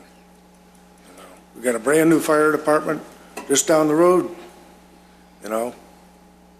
But the old fire department we had down my Prospect could be in my house in 2 minutes, whereas the new one could be 10 minutes. We're spending way too much money on stuff we don't need. I realize, but not to be part of North Shore. I don't care what you guys do, we'll never be North Shore. I was brought up on the North Shore.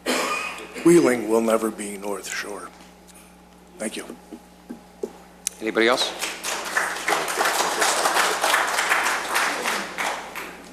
I'd like to just read this real quick. Today, education is perhaps the most important function of state and local governments. Compulsory, school attendance laws and great expenditures for education both demonstrate our recognition of the importance of education to our democratic society. It's required in the performance of our most basic public responsibilities, even service in the armed forces. Even service in the armed forces. It's the very foundation of good citizenship.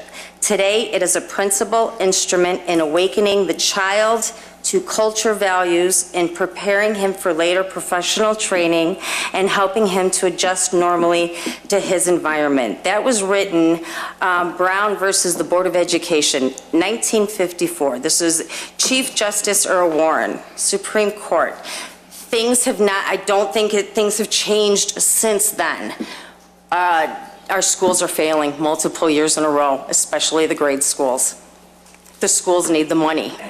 Are we going to take the tax money and to give it to a corporation, multi-billion-dollar corporation? Our schools are failing. We need the money. As trustees, your position as trustees, as the godfathers and godmother of the town, property, finance, safety, health, comfort, general welfare, leadership of the town, morals. Your municipal ordinances are presumed valid and constitutional. I had sent you something, I just wanted to correct it. I sent it and I meant to say arbitrary, capricious, unreasonable, and an abuse of discretion, not an abuse of power. So I missed when I sent that to you today. You need to take a look at really what does this mean? What does a municipality generally have to show in a TIF condemnation, which is, this is what they want with Wolf Run. And Jim, please elaborate after I'm talking. You need to have compensation for the taking of the property, damages to the remaining property caused by the taking of it.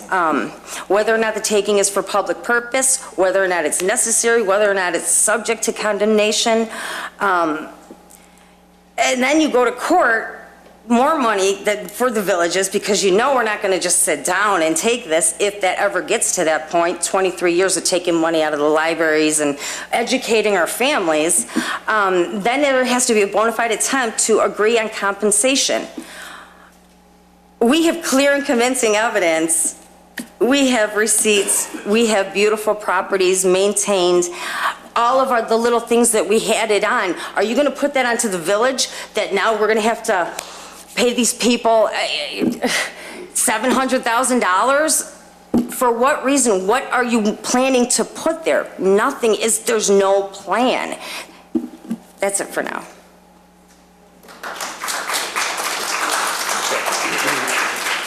Jim, you want to, we've done this. Right, you get one opportunity to speak on this issue, and that's, I think, what's happened. Anybody else in the audience? Yes. I think he's already spoken on this issue. You already spoke. No, not on TIF. You stood up during, Yes, you at the did. beginning of this hearing, which was announced as the public hearing on TIF, and you made your statement. Oh, I'm sorry then. Yes, No, sir. no problem. Thank you. Ma'am? Thank you.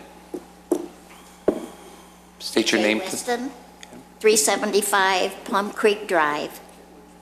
I just have two questions. How many TIFs do we have at the present time? 3. 3? That's right. And we're thinking of adding 2 more, right? That's correct. So we'll have 5. My question is, what is the percentage of tax units in these 5 TIF districts? Not, I don't know. Not clear. Michael? Well, I'm not sure what the question it means, but if you mean what percentage of the community is in the TIF is in these? What percentage of tax units in Wheeling will be in the TIF districts? I don't know the answer to that off the top of my head. It's something we could look into. Can you give me an approximate? Half? I think it's, Probably much less this is than that. important because the increments will be going to the projects, and just the rest of the people will be covering the schools or the library and so forth. I'd like an answer. Dean. I'll call. Dean, Thank you. Doesn't anyone consider that? Dean, can somebody explain I stumped them. about the monies we give out? Michael to explain that. No, I'm talking about the extra monies that are given out. Is it decreasing May I the tax speak up? levies? Go ahead, sir. Eugene Goffman, 350 Plum Creek. As you understand, I am a neighbor of Ms. Weston, and it was a very good question. And you people not ready to answer. It's a very simple question. How much area is covered with the TIFs? Maybe you have only 20% of the taxes left for community. 40%. Yep. You know, if I'm not giving suggestions, but if you concentrate of increasing the ratings of our school, it will work much better than any TIFs. And looking at this particular TIF, yep, I read this project, yep, and population inside this area, it's a moderate income or stable income or low income or no income. And you are trying to develop this area. What kind of businesses it's supposed to be involved? And it's very inviting for local government, in my opinion, to increase the property value in this area. Yep, to get more over the base that's been established right now. This project is dead body, yeah, so it's for 6 years, nothing happened. Yep. Does anybody believe that anything good happens to this project in the nearest 5 or 6 years? Yep, but you know, with one publishing this project, setting it online, you just drop down our property values right away. If I want to sell my unit, my potential buyer will look at this and say, oh man, yeah, so you have it in a TIF project. Every time your local government can come in, just ground your Plum Creek condominiums, and what I will do with this one. That's it. Thank you so much. Thank you so much. Let me just clarify one thing. You asked the question, how many TIFs are there? There are 3 TIFs. Our first TIF was the Crossroads TIF, which is Milwaukee and Dundee Road. Our fellow taxing bodies had granted us an extension for 12 years. That TIF will currently expire in 2019. The South TIF, which is directly behind you along Milwaukee Avenue, will expire in approximately 9 years. And I'll continue with about 12 and a half, 13 years where the Westin Hotel is, where it used to be a horse stables, and an abandoned factory to the west of there will expire in about 12, 13 years. Just to clarify something, everybody has this perception we're going to raise property taxes. With the TIF, and as we explain why we're reestablishing these two, is to create a new increment for the future in 23 years for all the taxing bodies. If we do nothing, it stays the way it is. There is no increase of increment that's going to be generated for any of the taxing bodies, including the Village of Wheeling. What do we do with TIFs? Well, as you can see, we've taken blighted areas along Milwaukee Avenue with the empty used car lots. We took the Wheeling Nursery that was empty and selling Yadros, and we created good housing development. In some cases, many cases, we created jobs. We created sales tax dollars that doesn't impede on real estate tax increases because we're getting fresh dollars coming into the community to help pay for core services. We have many areas throughout the community that is blighted with infrastructure. Ancient water mains, sanitary lines, which cost money. And with that TIF tool, we're able to do stuff the village-wide, not just for a developer, but also village-wide. 70% of Chicago Executive Airport is in the boundaries of the Village of Wheeling. We own that airport with the city of Prospect Heights. There is economic development opportunities for that airport that we're seeing for the future, which is a positive thing. We talk about equal assessed valuations of property, as well as mine and everybody on this board and probably everybody in the audience. With the recession, properties values went down. It wasn't because of a TIF, because they went down. We talk about property tax increases. Well, the Village of Wheeling always gets blamed for property tax increases. There's many components to your tax bill. Probably about 12, 13 line items. Everybody raises their taxes. We at the Village of Wheeling have held ourselves steady on property levies. We're paying our debts. And later on in our meeting tonight, I have some good news to report based on the numbers that I'm happy to report for 2013. I believe truly this board is on the right direction on trying to do things to help all of us. Nobody has a plan to get rid of Wolf Run. Nobody has a plan to do anything right now. But we need to get tools in place.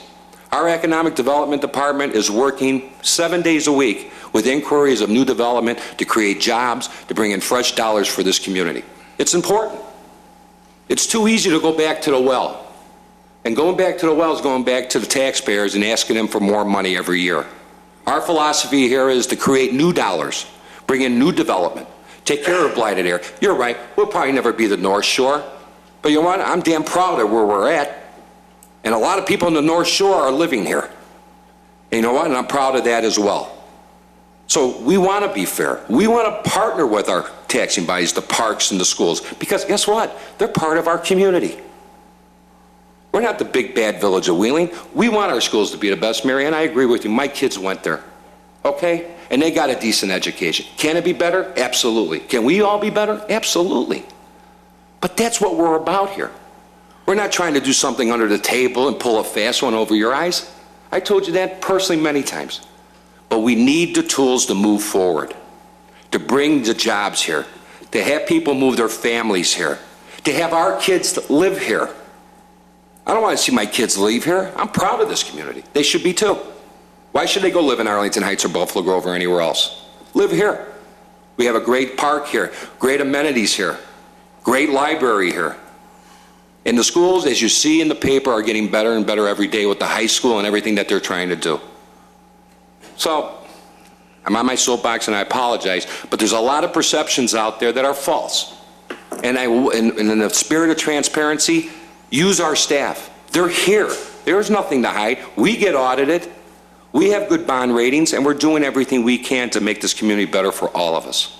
And if that means putting infrastructure in over at Wolf Run one day, maybe so. If that's meaning cleaning up areas by Plum Creek or by Industrial Lane, maybe so. But we need the tools in place for us to move forward. And that's the philosophy of this board. That's what our staff believes in, and that's what we're going to continue to try to do. We can have status quo. Status quo doesn't pay the bills. We give core services. I don't sell candies, and we don't sell hockey tickets or anything else here. We sell service, and service comes with a price. And that's what we need to continue to do, because it's scary. With pensions, with this, with that. I mean, there's so much bogged down in a municipality today to try to keep the police, the fire, the public works, the administration, economic development, senior services, human services, everything going. Because those are services that our residents of 40,000 need and demand. And we should always do that. That's what we're about. I'm sorry. Anybody else wish to speak? We still don't qualify, though. We just don't qualify. Okay. That's fine. Okay. Anybody else wish to speak? You can't speak. You already spoke on this subject already. Come next week. I'm sorry. You can come at the next meeting. All I want to do is a suggestion, okay? Okay. Stop spending. We can't afford it. The seniors can't afford higher and higher property taxes. It's a real simple philosophy. When you tax something, you get less. City of Detroit had tips on stereo. Half the town is gone. The other half is deteriorating, and it's going to end up in the same position that the other half is. You're going right down the same road. Okay. Thank you. Let the record show nobody else wishes to speak. Number 5, Please. discussion by village board. Any comments from the village board? Okay. Number 6, Go ahead. continuation of the public hearing to May 5th, 2014 as part of the regular village board meeting that evening. Thank you. I entertain a motion. So moved. Motion by trustee Vogel. Second. Second by trustee Lang. Roll call. Okay, trustee Brady? Yes. Trustee Here? Yes. Trustee Lang? Yes. Trustee Vogel? Yes. Trustee Kruger? Yes. President Argyros? Yes, thank you. 13B. Ordinance granting special use and associated site plan and appearance approval for a Subway restaurant at 743 North Milwaukee Avenue, docket number 2014-6. Thank you. Director Janik. Thank you. Petitioners are here tonight requesting consideration of a special use for a Subway restaurant at 743 North Milwaukee Avenue. You might recognize this. This is where the Westin Hotel is. This is the north outlot building located directly facing Milwaukee Avenue. The petitioners are here tonight. There are a few conditions, one of which is to have this restaurant as a 24-hour restaurant. Thank you. The petitioners here, would you come forward? Thank you.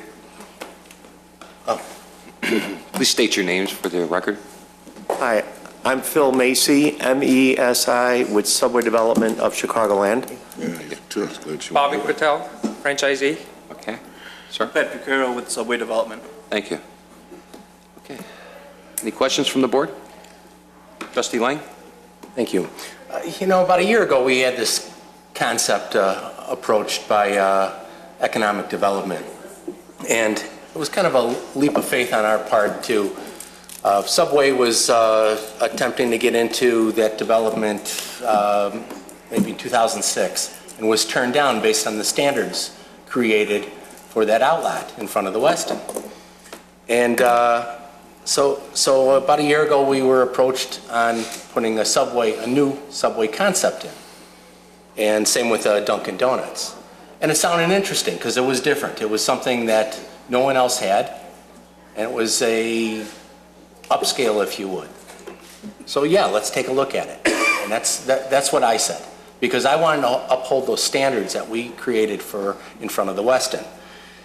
And a year later, I have to say I'm disappointed. I know that we originally were told that there was a Tuscan Market concept coming in, and that sounded like a interesting. That's what sort of sold me on listening. And since then, the Tuscan Market has gone away. It is now a Metro concept, which is fine. Metro concept is upscale. Everything's. It sounds great on the inside, but what's disappointing is the outside resembles the same subway that was turned down in 2006. And I know we had talked about perhaps some different signage, and I understand branding. You know, you want your customers to not even have to think where your location is. They know it. They saw that sign and they know it. Understand that. But you break the branding standards inside the store. There's a very, very nice brushed aluminum sign inside the store. That's the same typeface, same design as Subway.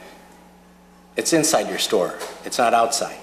So you're not telling the customer that this new upscale Metro concept is inside that store. By that same old sign on the outside, you're not saying that there's something different, there's something better. And so it's very disappointing that we're not getting that full package that we originally were promised. So I had asked Economic Development to look into changing that sign on the outside, and brick wall. Not going to happen. And then also I noticed that there, you know, in the Plan Commission hearing, there was a request for a sign on the back door. And that surprised me because there are no other entrances to the back of those establishments other than employee entrances, and that's right next to a garbage compactor. And you're asking people from the west end to come in through the back next to a garbage compactor to a bright Subway sign and enter through the back door. It's confusing. I don't get that concept. So I'm very disappointed, and if you know, unless there's some changes to the front sign, I'm going to have to turn this down, at least on one vote. You know, I'm not sure where the confusion came in a year ago, because I'm not sure I know exactly what you're talking about. I think you might be talking about a Subway cafe concept. You say a Subway Tuscan concept. I've never heard of that before. I had paperwork from, you know, and I don't know where that came Tuscan from. Market. I've never heard of that before, and I've been with Subway for 30 years.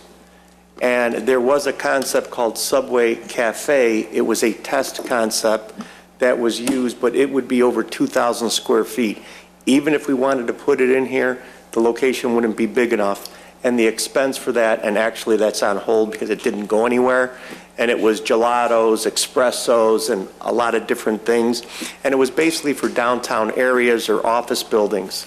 And with the Dunkin' Donuts and a lot of mixed uses here, they have exclusives on a lot of what they're selling. So this is a Subway. It's a Metro decor. It's a very upscale decor. We have approximately 20 locations with the Metro decor in the Chicagoland area. I'm not sure if you've been there before, but close by is Arlington Heights, and Rosemont will be open shortly. And it's beautiful for a 1,200 square feet store. It is beautiful. And when we do market it, we will be marketing that new Metro decor with any kind of direct mailers, BOGO events, and stuff like that to the community. And I'm sorry if there was a misunderstanding, but I don't know where that came from. Certainly not from Bavik. He's the franchisee that will be operating the store. And actually, he's going to be relocating a store that he has right now on Algonquin Road in Schaumburg. He is going to be relocating that location from Schaumburg and Algonquin Road to this location. And, you know, but, you know, I've been with Subway for 30 years, and I have 9 of my own restaurants. The traffic on Milwaukee Avenue is pretty fast. There's a lot of people coming from all different areas on Milwaukee Avenue. And when they're in a hurry, they want just that, no, that is a regular Subway. That is a Subway. You know, that, you know, they get that logo. They're from out of town. They're visiting, and that has a lot of name recognition. I wouldn't want to open up a McDonald's without those golden arches, even if it was an upscale McDonald's. So I have to say I'm sorry where that information came from, but it wasn't from any of us. He just got interested in relocating his store about 3 months ago? 3 months ago. About 3 months ago, so. Okay. That's my explanation. Okay, and I would consider myself very business-friendly and pro-business in this village because it means a lot to bring a business in. I certainly wouldn't want to see you go away, but I certainly want to see something done with the signage. For one, the rear sign, I don't want to see happen at all. If it was, I mean, we've done other signs in, I mean, a lot of communities. We have 412 locations, Chicagoland, Northwest, basically Cook County. And we were just thinking, like, if people are in the Weston, they're at a meeting, they can look out their window and say, oh, geez, there's a Subway right out there. You know, they don't have to think about it, and that would help his business, where people get to know, like, hey, I just walk across the street and get a Subway sandwich during a meeting, get some air, versus eating in the hotel. And that was the reason for that. Okay. As I said, I'm just disappointed with the concept, but I am one vote up. So. Trustee Brady? I watched the Planning Commission meeting last week or whenever they had the hearing on this, and I remember back in the days when I was on the Planning Commission and we used to actually try to get things more upscale, not only the design of the buildings and the interior, but signage. Much to our chagrin, the lawmakers took that away from us. We cannot dictate content, color, or what was the third one? There's three things we cannot dictate on the sign. We could ask, but to turn down a sign when it's your registered logo, I really don't think we have the power to do that. And, you know, I looked up in December 16th was when you brought this to us of 13. And you said back then, you showed us the interior decor, it looked nice, everything else. Mr. Trustee Lang questioned extensively about the Subway sign back then. And you said, you know, corporate will not accept any changes. And we voted 7-0 to proceed. And I really don't think it's fair that we take this position now, that we're going to turn it down because we're taking upon it to tie the identifying sign into the special use. I don't think you can tie the two of them together. And we never have in the past. And I to be personally honest with you, I don't think there's any problem with you guys proceeding. And, you know, I was going to make a suggestion because every now and then I'll frequent the wine place there, you know, Cooper Hawks. And, you know, they have 10-foot high windows in the front. And in the afternoon, that sun is going to be beating in there. Now, you could take that top 3-foot panel and do something similar to what the Liquor Barn did with these appliques on the inside of it. You can advertise your decor and do it with twofold purpose.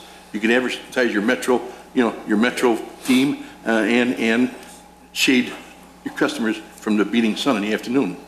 I think that you could do that, and I'm sure you wouldn't, somebody wouldn't object to that, and let's get it done.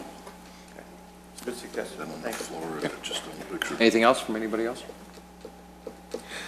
Mr. Janik, I believe there's some conditions on this file. Yes, there are 3 conditions. Number 1, the restaurant be open 24 hours a day. Number 2, that the restaurant may utilize delivery vehicles which shall be parked in the rear of the store, and that the rear door will be replaced with a glass entry door. Okay. And a motion to approve would also include the signage as well as part of the motion. Is that correct? Actually, the signage hasn't, the document went through the Planning Commission with a 3-3 vote. The signage itself is not part of this package right here. This is special use. The Planning Commission did not actually vote on a sign package yet. Excuse me, Mark. I think that's what they voted on first. And that ended up a tie, and then the special use was tabled, if I'm not mistaken. I think that the signage was tabled. The special use was 3-3 and was passed through to the board. I don't think so.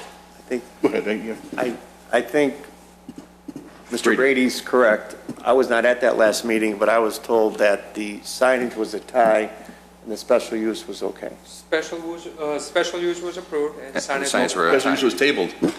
Special use was tabled. The sign was the 3-3 tie vote. Right. Yeah, special use was tabled and signage was a tie. Tie, correct. We got the agenda here somewhere.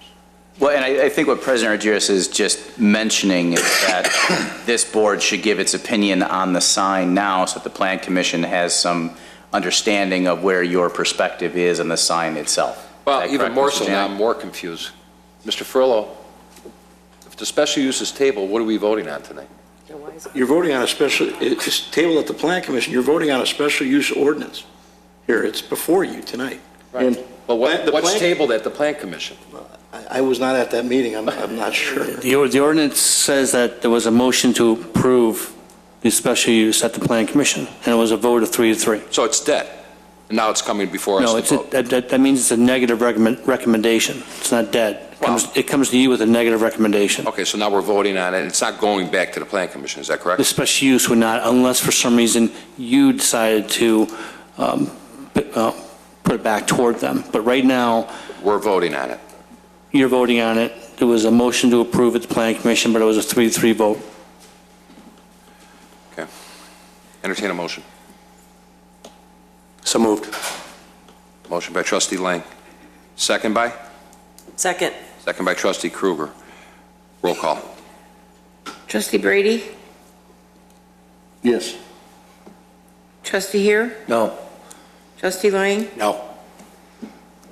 Trustee Vogel? Yes. Trustee Kruger? Yes. President Argyris? Yes. 4-2. Okay. Passes, guys. Good luck. Thank you. Thank you. Thank you. 13C? 13C, public hearing and resolution regarding 6B property tax exemption for 100 Shepherd Avenue. I'll read them both. Please.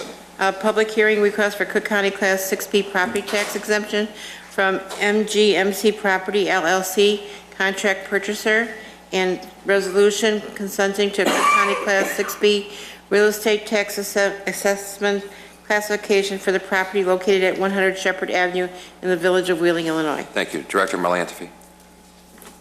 Thank you, President Argyris. The applicant would like to purchase the property to lease to a related manufacturing company that would be relocating from Mundelein. They would be making a $130,000 investment in property improvements. It's been vacant for over 2 years. It's about a 27,000 square foot facility. The new occupant would be Bonafide Corp., which is a manufacturer of woodworking products ranging from kitchen cabinetry to crown molding and so forth. They have met all the eligibility requirements in the application, and they plan to employ 14 full-time positions and 4 part-time positions with growth up to 24 to 29 full-time and 12 to 14 part-time over the next 10 years. And a recommendation is that the applicant has met all the requirements, and we're recommending approval. Thank you, Jim. This is a public hearing. Anybody from the public wish to speak? Just let the record show that nobody came forward. Want to entertain a motion to close the public hearing? So moved. Second. Trustee here, second by trustee Vogel. Roll call, please. Trustee Brady? Yes. Trustee Here? Yes. Trustee Lang? Yes. Trustee Vogel? Yes. Trustee Kruger? Yes. President Argyris? Yes, thank you. 13C2, the resolution was read for the record. Anybody have any questions? Entertain a motion? So moved. Motion by Second. trustee Vogel, second by trustee Kruger. Roll call, please. Trustee Brady? Yes. Trustee Here? Yes. Trustee Lang? Yes. Trustee Vogel? Yes. Trustee Kruger? Yes. President Argyris? Yes, thank you. Good luck. 13D. Waiving competitive bidding and authorizing the village president clerk to execute a design-build agreement between the Village of Wheeling and Morgan Harbor Construction for renovation of the Public Works facility. Thank you. Before I go to managers Spondilis, trustee Lang, you got a Thank you. comment? Yeah, I wanted to let the board know that my son will be working at Morgan Harbor over the summer, and I will abstain from voting or discussion on this matter. Thank you. Manager Spondilis? Thank you. The item this evening has been discussed before the board on a couple of occasions, and I'm happy to bring the contract in order to bring the project to fruition before you this evening. This is a contract with Morgan Harbor Construction. They, as you recall, are the construction firm that built our Public Works building and are coming back in order to build the interior addition. We are not expanding the space. We're simply building out space that was available and empty within the building. The project is with SWANK, the Solid Waste Agency of Northern Cook County, of which the Village of Wheeling is a member, along with 23 other local municipalities. The village board approved a lease on March 17th of 2014, which would allow SWANK to come into our facilities and use this office space as their new home base. And this project will build out 5,600 square feet. Construction will begin in mid-May and should end by the end of July, will end by the end of July. There's a 68-day construction period, which would allow SWANK to move in on or just prior to August 1st of this year. The project total is $517,000, just over, with an additional $6,400 for performance bonds. We went through what that cost was previously when we discussed the lease. Nothing has changed since that time. So the project remains on schedule and within the same budget that we discussed when this concept came up probably 4 months ago by now. So I'm happy to answer any questions and ask for your approval. Thank you. Questions from the board? Entertain a motion by Trustee Brady, second by? Second. Trustee Hare, roll call. Trustee Brady? Yes. Trustee Hare? Yes. Trustee Lang? Abstain. Trustee Vogel? Yes. Trustee Krueger? Yes. President Argyris? Yes, thank you. Item E has two resolutions. I'll read them both. Please. Related to the Jeffrey Avenue Bridge replacement. E1 is a resolution accepting a local agency agreement for federal participation for construction with construction engineering with the Illinois Department of Transportation, IDOT, for the Jeffrey Avenue Bridge replacement over Buffalo Creek project. E2 is a resolution accepting a proposal from CIORBA Group Incorporated for Phase 3 construction engineering service agreement for federal participation on the Jeffrey Avenue Bridge replacement project. Thank you. Director Janik. Thank you. Both these resolutions have to do with a reconstruction, replacement of a bridge on Jeffrey Avenue just off of Wolf Road.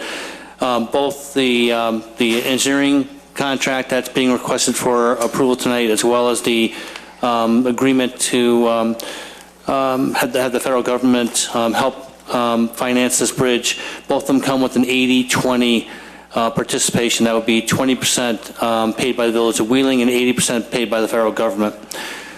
We've been designing this bridge for numerous months, over a year now. We're hoping right now the state has our Phase 2 engineering, and we're hoping there's a letting in June of this year and possibly start construction early in the fall. Thank you. Questions from the board? Trustee Brady? With the engineering, what do you think this project is going to run? And is the government going to step in with the construction cost and pay 80% of that? So far, the Phase 1, Phase 2 engineering were not part of the grant program. The Village of Wheeling paid for that out of general funds. That was approximately $180,000. But as you can see, the next contract, which is construction engineering, that is being paid 80% by the federal government. And the actual, when we get everything done and the construction actually starts, how much does the government pay of that portion of it? 80%. Of the actual bridge? That's correct. Good. Okay, thank you. Trustee Lang? Thank you. Mark, are there any, you said that you've been working on the designs for the last year or so. What does that entail? What it entails a lot of bureaucracy with the federal government and the state of Illinois. It entails Phase 1 and Phase 2 engineering. Phase 1 engineering was done by Baxter Woodman. Phase 2 engineering, Baxter Woodman declined to bid on. So we have a new engineer, Siorba Group, is doing Phase 2 engineering as well as doing the construction engineering as you see tonight. We've had good luck with Siorba, but it's been a long process with the federal, the grant, as well as the state of Illinois. Okay. Not that I want to slow this down at all, because it sounds like you have your hands full, but are there any aesthetic features that we can add to the bridge at this point that wouldn't detract from the overall things that have been done before on bridges? They can look so, like what we have out here on Dundee Road, they can look so plain and so stale. But if there are some design features that have been done in the past that maybe we can incorporate, it would dress up the bridge a little bit more and look very nice in a neighborhood instead of just industrial. I understand your concern.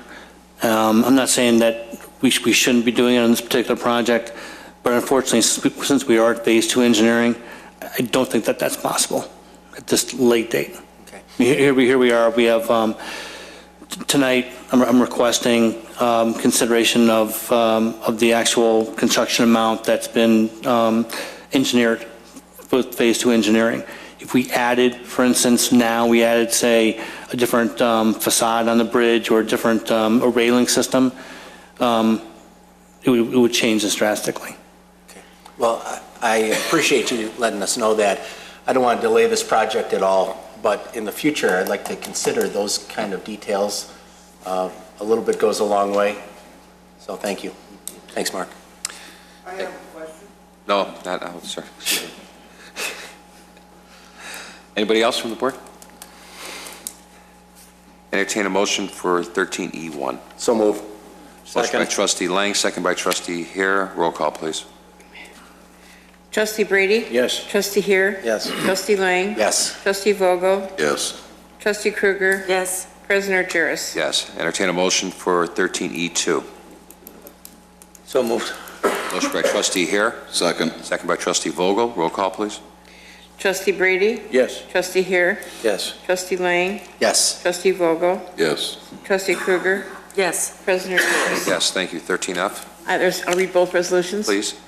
2 resolutions related to Dundee Road lightning improvements. F1 is resolution accepting a local agency agreement for federal participation for construction and construction engineering with the Illinois Department of Transportation, IDOT, for the Dundee Road lighting project.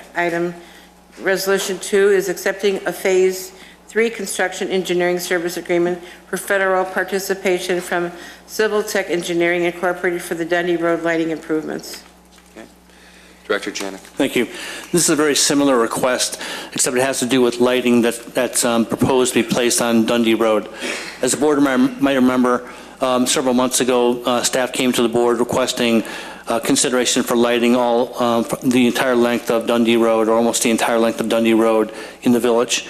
We've broken the project up into 2 different sections. This will be the east section of the project and would extend from the railroad tracks just west of here, east to basically to Milwaukee Avenue. And the proposal is for new lighting. That would be street lighting poles up and down Milwaukee Avenue on both sides. What's being requested for consideration tonight is both the construction costs, which will be federally funded up to 80%, as well as the construction engineering, very similar to the bridge. We have 2 contracts here, or not 2 contracts. One is a request for federal funding, and the other one is for a contract. Both of these are funded 80-20, just like the bridge. The village pays for 20%. Okay, thank you. Questions from the board? Question. Trustee Lang? When is the phase that is west of the tracks then? Hopefully we'd be doing that. I'd be coming to you with the very same consideration next year. Okay. Did we have to break it into 2 phases on this? We did because of the, we have this in the CAP for this amount for this year, and it was just too big a project for us to do the entire length of the roadway this year. I mean, I'm not even saying this is going to get done this year. We're hoping it's going to get done. On this particular project, we're hoping that there's a letting, the same letting as for the bridge, and we're hoping this is going to start in the fall. But it was too much work for us to complete in this one particular year. It's not saying that we're not going to do west. We're in for the funding. We got approved for the funding, but we're just not requesting it for this particular year.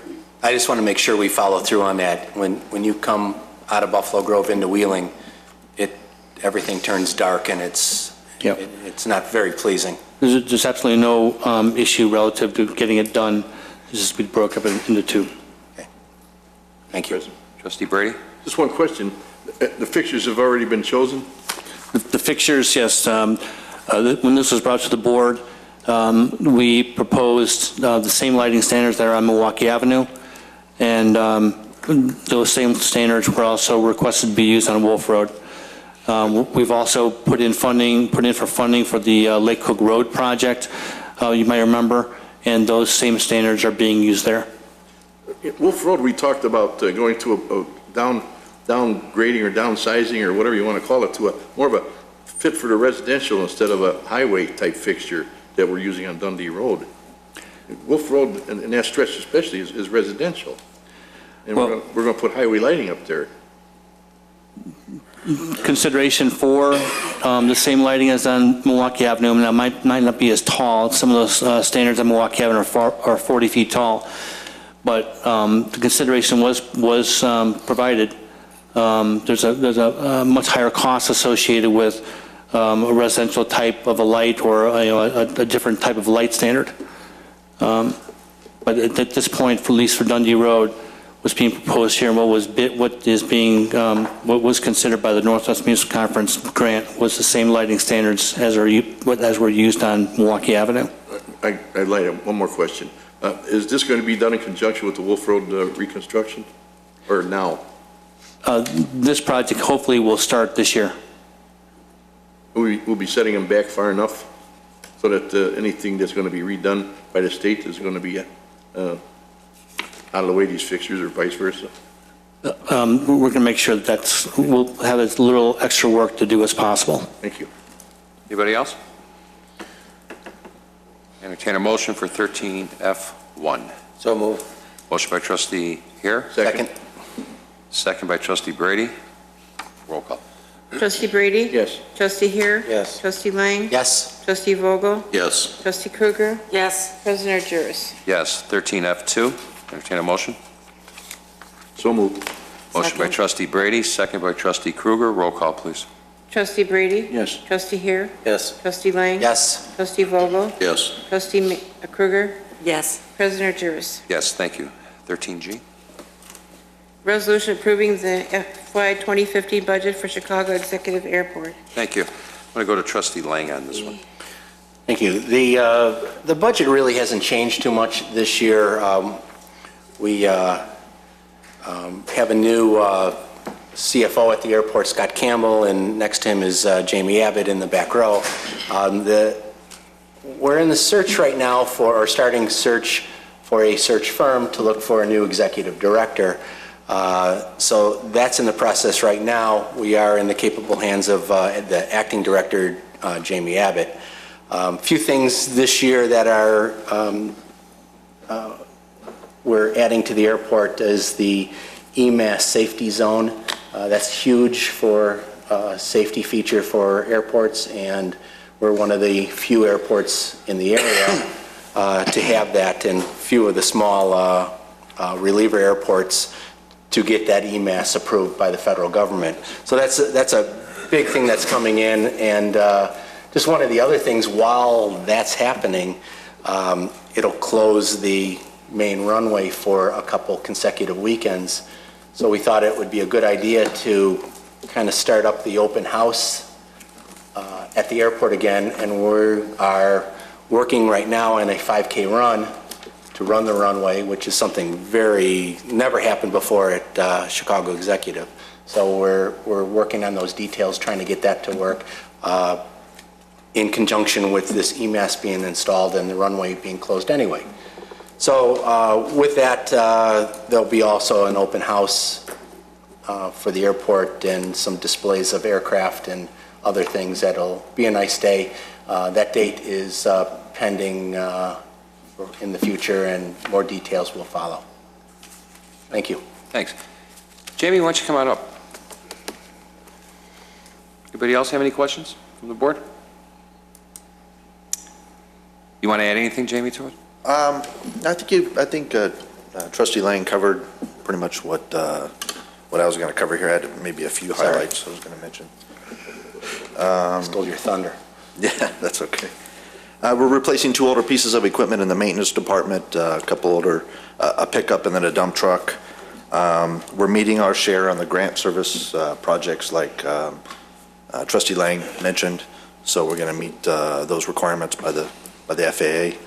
And then kind of the big one, our business plan requires us to meet 3 months unrestricted net assets, meaning if we lost all revenue, we could pay our bills for 3 months and so forth. So we meet that as well, so that's a big one.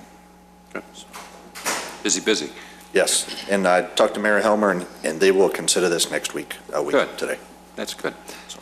I think I can speak on behalf of the board. You know, Jimmy, you done a great job in the last almost year now, right? And you haven't missed a beat over there. The board's working well, the staff is working well, and I think I can speak on behalf of everybody here. We appreciate it. Thank you very much. We really do. And keep up the good work. Thank you. Okay. That being said, I entertain a motion.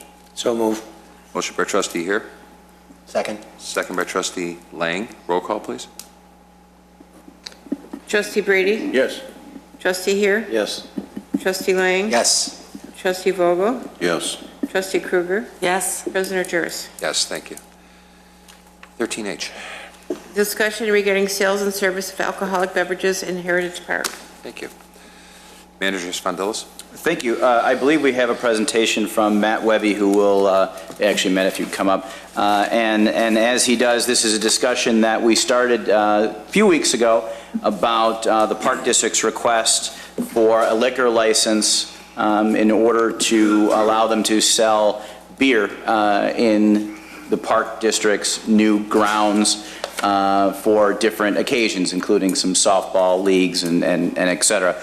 What I would ask the village president is, after the presentation that we hear this evening, because this is such a detailed consideration and there are so many moving parts based on the plan that we've seen and the response that's been written by our public safety personnel, that it really boils down to the first question being asked of, do you want to consider licensing the service of alcohol in Heritage Park?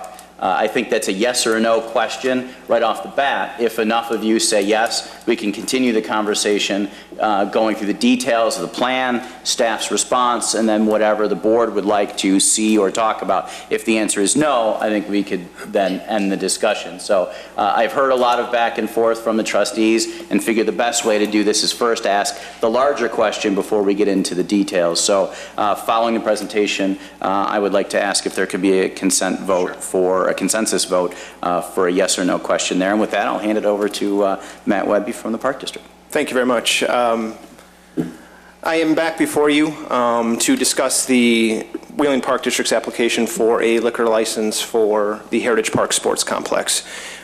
Just for a point of clarification, I know that there was a license I that was before this board for a special event permit. This is not a follow-up from that discussion. It's from the previous meeting from, I believe it was February 24th. It's a continuation of that conversation. So what I'm here tonight is to talk about our desire to obtain a license for the Heritage Park Sports Complex. This would not be a Class C license as it's indicated on the application itself. That was simply put in as a placeholder. So I want to clarify that this would not be for a license C. What we are looking to do is that we would like to have beer sales during the adult events at the Heritage Park Sports Complex. Beer sales during these adult events is a key component towards the success of Heritage Park because it is, in addition to being a draw for local teams to the Park District leagues, but on a grander scale, it is often a requirement for a facility to be able to sell beer in order to recruit larger regional and national tournaments. Without this ability, the Heritage Park Sports Complex will not be considered for these events. Regional and national tournaments are important to the long-term success of the sports complex. These tournaments are drivers of tourism and increase the exposure for Wheeling every time they bring people to the park. For every additional team, league, game, or tournament that comes to Wheeling, there is a direct economic impact on the community as the additional dollars that are being brought to local businesses, restaurants, and hotels. There are several economic impact studies that show the benefit that these tournaments can have on a community. As you are aware, we appeared before you on February 24th to discuss this very same license request. Based on the feedback during that meeting and subsequent conversations with both village staff and the police department, we've provided additional details about the operation at the suggestion of the police department and staff. So that proposal is before you in written form. What I'd like to do is just summarize very briefly the few highlights from that. The product to be served would be beer only. These would be plastic bottles to be sold from the concession stand located in the center of the Heritage Park Sports Complex. You can see it on the diagram that you have before you, as well as the image that is up on the screen. We are talking sales from the center building located in the middle of the fields. The hours requested in the written documentation submitted was from 10 a.m. to 10 p.m. However, the Wheeling Police Department's recommendation was to close it at 9 p.m. The Wheeling Park District would be fine with closing sales at 9 p.m. Age identification. All guests will be ID checked and given wristbands. These wristbands cannot be removed and or transferred. This will be something that anyone who would like to purchase a beverage from the complex would have to show proper ID and receive a wristband. The events that this would take place would be adult events only. This would not be during youth sports, games, and activities out at the complex. Containment. There was a lot of questions about containment. Containment will be contained within the plaza space between the ball fields. What we've done is we've highlighted this area with the yellow perimeter on the image. Alcohol will not be allowed on the ball fields, and at all points of entry and exit will either be gated off with fencing or will be staffed by personnel. This not only keeps any drinks from leaving the complex, but allows us to control what comes into the complex as well. As far as insurance goes, as we've stated before, the Park District is fully covered and has the endorsement from our district's risk management agency and our insurance holder. And staffing. Only served, alcoholic beverages will only be served by 21 or older staff. The district has a Bassett license and all staff are TIPS certified, which is a Bassett-approved program. In addition, for larger events, additional staff will be on duty and monitoring crowds. In conclusion, just to summarize, the Park District is committed to providing a fun, safe, and high-quality recreation experience for all guests. It is with this goal in mind that the district is requesting a liquor license to sell beer at the Heritage Sports Complex during adult athletic events. That concludes my formal presentation. If you have any questions about any of the material I've spoken to or that's in front of you in writing, I am more than happy to answer them now. Thank you. Thank you. Questions from the board? Mr. President? Trustee here. Before we go into discussion, after listening to Trustee Ling earlier about his child internship with Morgan Harbor, corporate counsel advised me that since my child works for the Wheeling Park District, I cannot discuss this. So I will be abstaining. Anybody else? Trustee Lang. Thank you. So Matt, I see your recommendations and the police department recommendations.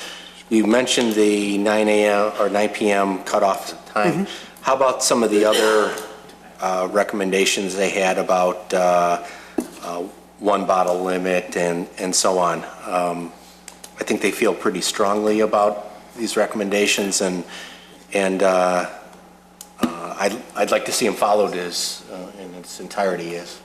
To the specifics, would you like me to go address point by point? I have the police department memo, if that's what you're requesting, or are you just specifically the one item? Well, the ones that, if it differs from what they're asking for, if you differ from... Okay. No, I can go ahead and do that. An adult manager on duty at all times when alcohol is served. Yes, all the servers will be 21 or older. We consider that an adult. Item 2, all servers 21 years of age or older. Yes. Inventory of alcohol sold and stored in the building. Yes, we do have internal control practices and procedures in place. They're very similar, if not the exact same, as that are used currently at the Park District's country club operations at Chevy Chase. Perimeter for alcohol area reduced per discussion, adjusting of fencing. This speaks directly to the yellow perimeter fencing. When we took a tour with the police department, they made suggestions of bringing the fences in, putting up the barriers, and having staff at all points of entry and exit, and we've instituted that, and that will be a part of it. A camera recording, signage posted at all 4 locations in reference to alcohol-only area. Yes, those will be on the fencing areas that explains that no alcohol is allowed beyond this point if it's an entry or exit location, as well as being staffed with a person. Camera recording all alcoholic sales. Yes, we will have security cameras stationed right inside the concession stand, which also monitor the ringing up on the point of sale station as well as the window so that they can see them passing the alcohol beverage through the window. A limit requiring only 1 bottle of alcohol sold at a time to customer with wrist bracelet. It is the district's request that it still be 2, mainly from a convenience standpoint of most what we've seen in other operations. Many times a guest will come to a window, request a drink for him or her, as well as their person that they're with. However, if the only way for this to pass would be with 1, that would be something that we'd accept. At least 3 park officials patrolling alcohol area during large capacity of crowds. Yes, that number will most likely even be exceeded during large capacity events.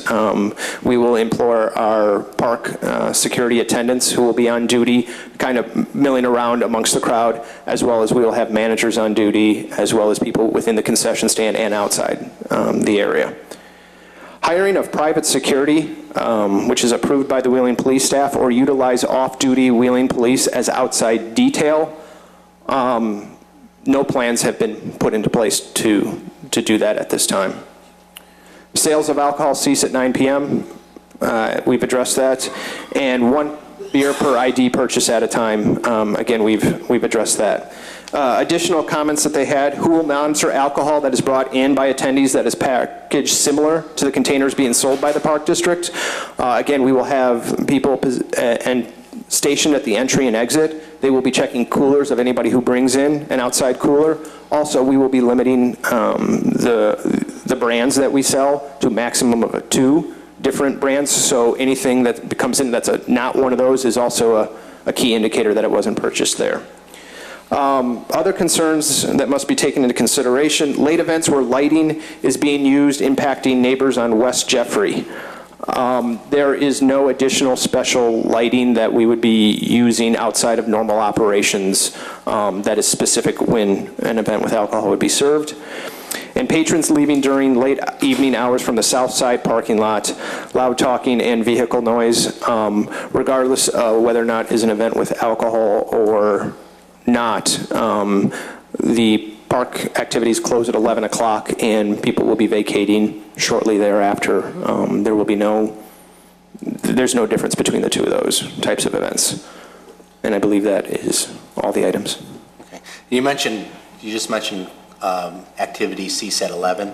Correct. Is that every night, every evening? That's when the events, now in all honesty, it takes time for people to leave it, but that's when the activities do end. Okay. And just one other comment. I appreciate you going through the police recommendations. But one other comment too, is there, when a team is waiting on deck, if you would, and they're staging somewhere and practicing somewhere, what kind of is staff looking at that to make sure that they're not disruption to the area, to the housing in the back, or? Okay, well, at present, that area is not open up on the south side of the park. It's still under construction, so we haven't addressed it. On the north side, we do understand that due to the construction, there is limited space for when teams arrive to congregate to get together. There have been times where we've received a phone call and said, there's a congregation of people here, they really shouldn't be here. We've always responded to that immediately, and we work directly with the tournaments that are hosting it and making it a requirement that they address it with their teams, as well as we have staff who go out there immediately. We've also put up working to put up additional signage, and we've put up temporary fencing to help divert people away from that. And again, if there's any, we do have staff who monitor it. We have had staff who've moved them to other areas on Park District property, and we're very receptive. If we get a phone call, it's an immediate action. We always have staff out there that can take care of it at a moment's notice. Okay, thank you. And then one last question directed towards Chief Benson. Are you okay with the fact that the bottle limit is that non-negotiable, the bottle limit, and also the private security? The private, well, let me address the private security first. The private security was really, should have been one bullet point with the large capacity crowds. Like if we had any other large event, the festivals we had before on park property, based on the size, I think it's important to have more than just the security staff from the park. I don't know exactly what that size is because there's really nothing to compare this to. It's something that we could monitor, and we have worked closely with Mr. Webby, and I think you can see by the amount of changes they made based on our recommendations. I'm not overly concerned that we wouldn't be able to work with them and agree if this does pass.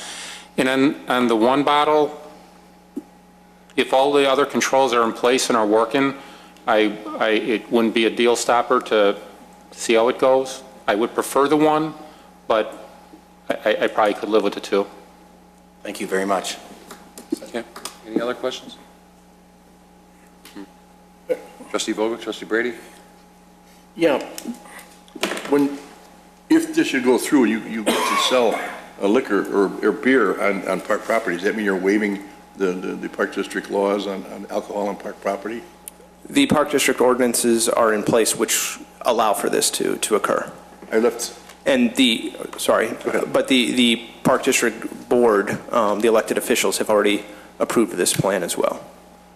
Left the social hall by St. Joe's, I think it was a week ago, Saturday, late. And drove through, the parking lot, your parking lot was full with baseball players, some of them getting ready for their next game or something of the sort. And there was a car with the trunk open and a cooler in it, and a group standing around drinking beer, and no park officials around there to stop them. Now you're talking, you're going to have two, maybe three large parking lots, and this is in operation. Anybody, they won't buy beer in the concession area. They'll just walk out to their car and grab a beer and come back, drink it outside the boundaries. How can you stop that? Well, we will keep tabs on that as best we can. Our information that we have had specifically from the teams is a little different. If they know that alcohol can be purchased on site within the perimeter, most of the teams will do that. They will choose to do so, frankly, because it's an ease to just stay within the complex, stay there, watch the other teams, watch the other games, rather than carting back out to a field. So we believe that any sort of outside alcohol left in a trunk in someone's car, that number would actually decrease with the ability to purchase alcohol within the complex. Thank you. Anybody else? Yes. Thank you. I'm going to address the question that Trustee Brady just asked you about your ordinance. I think it's section 2.02 on alcoholic liquor. I pulled your ordinance off your website today, and outside of Chevy Chase Country Club, there's no mention of. So I'm assuming you'll change this if in fact this goes through. If it's done by Park District, it can be done with permit by the Park District Board, and the Park District Board had approved that. Okay, but it just hasn't been posted up on the website yet? The ordinance, I believe, and I'm going off memory, I don't have it handy here, but allows for it by Park District permit to go ahead and allow it to happen. Okay. And the Park District Board granted and allowed for a Park District event to have alcohol sales. This is very similar. We've done this multiple times in years past when we've had special events out at Heritage Park for softball tournaments, where we've sold alcohol there as well. Okay, I'm reading the whole section, and I don't see anything here that allows liquor, except for item 2.02C.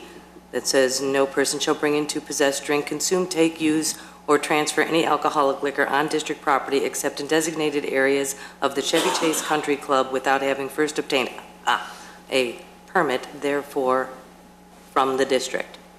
Correct. So we went basically before our board and said we would like to do this. So we were.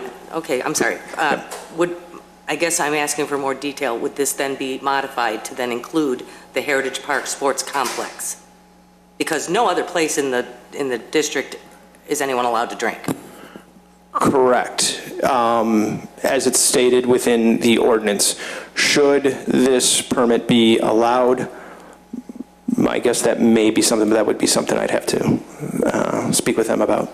I would think, just because it's a separate location and it's now the second location that would be allowed. And I think, since Trustee Brady brought it up to the drinking out of trunks in parking lots, I actually witnessed that firsthand on your first inaugural tournament weekend, having attended another event and had to go to my car, which was parked in the north lot. So my concern is, again, how much security will be, and will your security go beyond those construction fencing areas to include parking lots? Because I really think that depending on your price point or what, maybe they don't like the two brands that you choose, you know, they might go drink out of their trunk. Right, and you know, if people choose to violate the ordinance, we're going to continue to monitor. I can tell you that any instance in which staff was notified, we did address it, had them remove it, had them cease to do that, and we will continue to do so. Should any guest or patron notice that, I mention it to the staff on site, and they can cease that right away. Especially with their tournament, they have a vested interest in staying there. There is that we have some ability to hold them accountable for that. You mentioned making a call, and you guys are swift to respond to those calls. Where would someone call? The Wheeling Park District main number has worked. I've had a patron who knew me directly, called me directly right to my office line, and that can be done. So it was a privilege. We're there to serve. And I think the only other comment that I want to make, and I guess since we're doing all the discussion, I've certainly, I think, made it rather clear that I'm opposed to drinking in the parks. I know you were talking about a consent. I don't know that we're going to do that now because we've discussed as much as we are. So if I may, having reviewed your website and going there I just want to share with you what I found interesting, your vision statement. The very first item of your 3 primary areas of focus to achieve your vision is the Wheeling Park District commits to continually reach out to the community seeking input to identify valid park, recreation services, and facility needs. Did you reach out to the community and ask them what they thought? Because I don't know that I've seen any kind of study or survey or anything. I know that you've investigated the feasibility through the tournament agencies, and a good number of them, but I'm just wondering, did you talk to the community? The users of the sports complex, teams, whether they be from Wheeling, have members of the team on Wheeling, have requested that. This is something that they desire. While it wasn't put out to a community vote, we did speak with the users of the complex.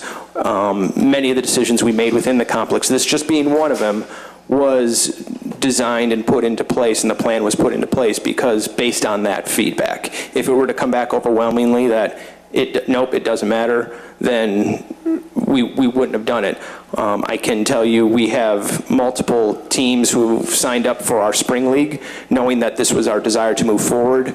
When they saw that it wasn't going to be ready for the spring league, they have pulled their commitment from the summer leagues until they know what the direction is going to be. So our users are aware of this. We are working with them. We are talking with them, the users of the complex, to know that we're trying to meet their needs and what they would like to do.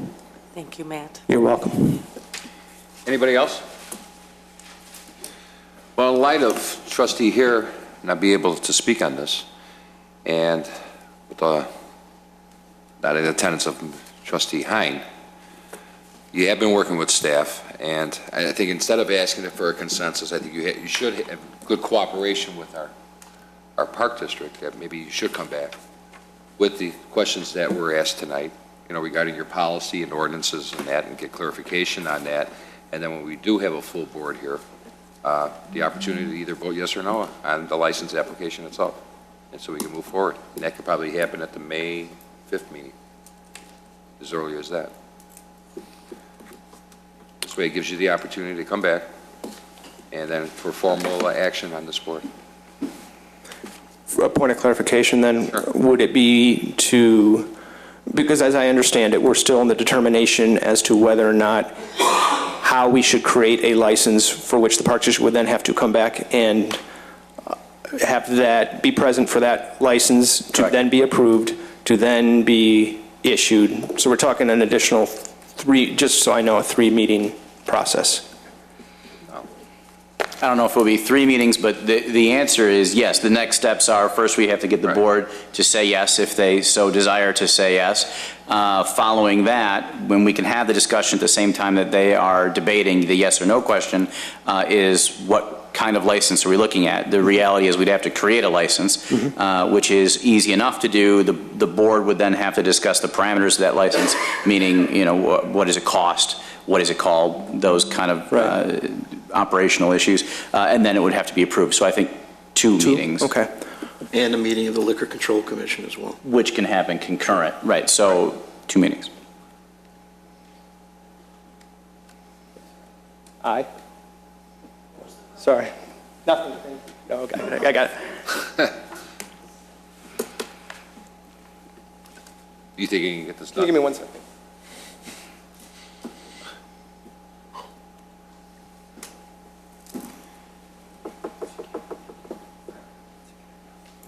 All right. Sorry for that. One point of clarification, or one question, and I don't know if this is the appropriate way, but we'll ask it and we can figure it out. Before you last time was a special event permit, license I, which this board has granted the Park District many times in the past. We have very significant tournaments that are coming up in May and into June. Would it be worth the Park District submitting a special event permit following the guidelines that we have in place for 3 events, allows us to work with the police department to gain their seal of approval on our practices and our procedures as a trial run, so that in good faith you could look at that as part of a larger process? I think the answer is no, because, and this was some of my concern as we went bullet point by bullet point through the police department's memo. The question is before the board is a yes or a no one before we get into the details of all that. Okay. So I think until they answer that question, and obviously I can't speak on your behalf, but until they answer that question, I don't see how they could consider a temporary permit before they answer the larger question. Okay. But then again, you're asking for a consensus, a yes or a no, on a class license that we haven't even created yet. And that's identified in the memo. Something had to be on the application. So I think you and I are on the same page, and I think, you know what, I think you need to bring it back with clarification on what class we're talking about, what we're able to do as a commission. I mean, you can kill 2 birds with 1 stone, 1 meeting. I mean, with the Liquor Commission and a regular meeting. Yes. But I think we owe you, or out of respect, I think we owe you a vote on it based on something concrete that we can vote on versus speculations. But, you know, even with a temporary license, there's a maximum of, what, Jim, 3 events a year? So I don't know how much that You would get help you. three I licenses, which gives you up to 6 days per license. Right. So, you know, 6 days. Depending on what your scheduling is on that, I mean, there might be an option too, I don't know. But, because if I take a consensus now, no, I'm thinking, really, it's not fair to not at least give you another shot at this thing and try to get it right.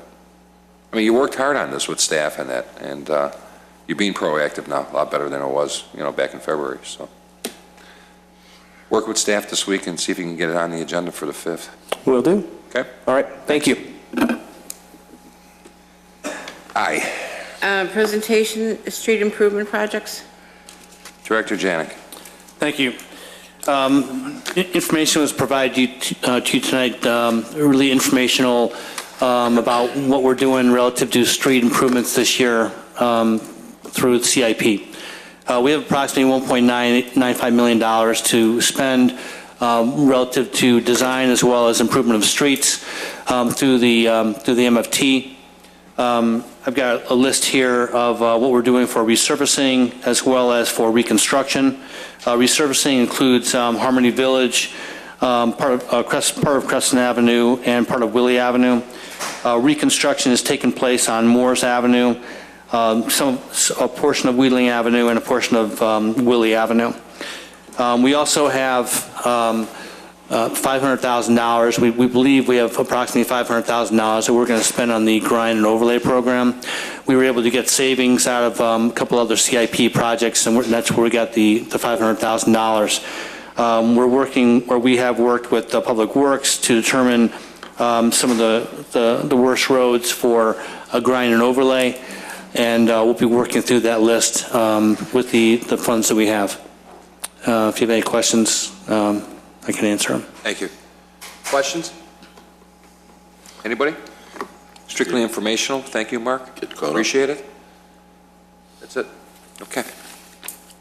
Official communication. I'm going to start with Manager Sfondilis. He's got a couple items he'd like to review with you folks. Thank you. I do. I have 3 items for the board quickly. Actually, the first one is more public information. There is currently a House bill at the state level in Springfield that was passed. It's House Bill 5485. It's passed through the House and is now moving on to the Senate. And it deals with minimum manning levels within fire departments. And it's a fairly detailed idea that can be boiled down to allowing firefighters to create minimum manning, which would essentially mean that if an arbitrator agreed as you go through the collective bargaining process, the employee can set the number of employees within the department. This would have an incredibly detrimental impact on the taxpayers, and it is something that both the Village of Wheeling and the Northwest Municipal Conference are looking to have residents educate themselves on and reach out to their senators, their state senators. Ours are Julie Morrison and Terry Link, and oppose the bill.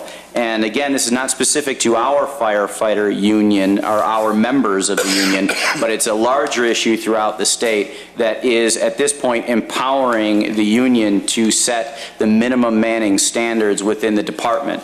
And I know that's a little confusing, but essentially what it's saying is if they say that there's 15 men required instead of our current 13, we would have to go out and hire these additional personnel, not including the equipment that would have to come with them and all the other expenses that are associated with personnel increases. I would think that it would be obvious to everyone that allowing employees to set the minimum standards for the amount of their group, the size of their group, would be something that everyone can understand is not a good idea for management and ultimately a good idea for the residents who have to pay for those salaries. President Argyris attended a meeting this afternoon at the State of Illinois building, and I think he can elaborate a little bit more on what was said during that press conference. Well, a couple of things that was said at the press conference was regarding fair pension throughout the state.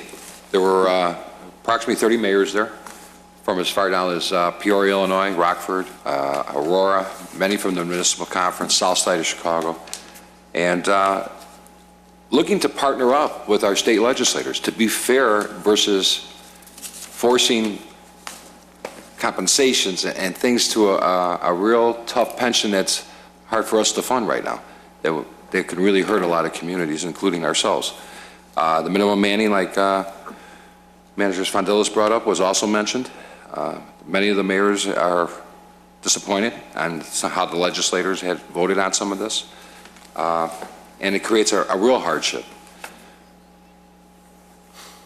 Even the fire chiefs are against it because you're taking the authority of our professionals who know how to mandate for the safety of this community and taking that away. So this has also created some heartache in that, but I think what everybody's out there to do is to work together, to be reasonable, to be conscious of, be careful what you vote on, and be careful how it affects the municipalities, because you're not getting help from the states. The burden's on us. And, you know, for everybody that we hire, it's big money. It's a 1% tax levy, I call it. For every hire is a 1% tax levy. A 1% tax levy is over $100,000, over and above everything else that we need to do. So we need to work together with our legislators, which we have. We were down in Springfield, John and I. I was with the Mayor's Caucus and all that today, and it was productive. There was questions answered. And, you know, you're dealing with unions, you're dealing with this, and it's a nightmare sometimes. It's not reasonable. So we are working together, and hopefully we come with some resolve, and our state senators take the proper action moving forward, hopefully this week. So we ask everyone to look into it. Again, it's House Bill 5485. Please educate yourself and let your opinion be known to our state senators before this goes before them for approval. And again, our state senators are Julie Morrison and Terry Link. The next item is Jack London School Bridge Repair. You may have noticed over the last couple of weeks, well, you may have noticed that today there wasn't a contract for your approval. That's because the Department of Public Works staff has been in-house removing all of the face brick that started falling a couple of weeks ago. I don't know if that's completed. Is that? No, it's not. Okay, so it's still in process, but it will be done in-house. Once that is complete, we will have a contractor come in, remove the few anchors that are on there, smooth the concrete, and then paint it. So we expect that that work will be somewhere around $20,000. We saved a lot of money doing it in-house, recognizing that it was more of an emergency than anything. It needed to be taken care of immediately. So it's just an update to let you know that we've done a lot of work in-house, and essentially the aesthetic work will be done by a contractor in the short term, and staff continues to work with all of the different jurisdictions to talk about what are our options for taking down the bridge, what's required to take it down, what's required to go up in its place, whose authority is it. We plan on approaching the school districts and getting their buy-in not only to the idea, but also they should have some financial responsibility too, if there is any, for either taking it down or replacing it. Who's paid for all of the expenses over the last 10 years to? The village has, 100%. Then why aren't we just tearing it down? Why are we, I mean, who's using it? No one. We don't have the authority to take it down. It was, the responsibility for maintaining it was given to the Village of Wheeling, but we don't have the authority to take it down. By the, is it the state or county? At the time, it was a county road. The road was county. The construction was done by the county and the state, and the responsibility for the maintenance was provided to the village. So can we go to the county or state, or whoever has to go? And I mean, I don't want to bypass the school district and everybody else, but if they're not using it, they're not responsible for it. Let's go to the state and county and get rid of the darn thing. Oh, that's exactly what we're doing. All I mean by getting their buy-in into the idea is making them financially as responsible as we are, if not more, since it is a bridge that is only used by students. That's all I mean. I'm saying share the burden. If it's there for the use by the students, why do we have 2 crossing guards on that road within a couple hundred feet of that bridge, is what I'm saying. So they're obviously not using the bridge. You can stand on top of that bridge all day long and nobody comes by and says hi to you, so. Sure, we actually have traffic counts, traffic meaning foot traffic counts of how many are using the bridge, and it's staggeringly low.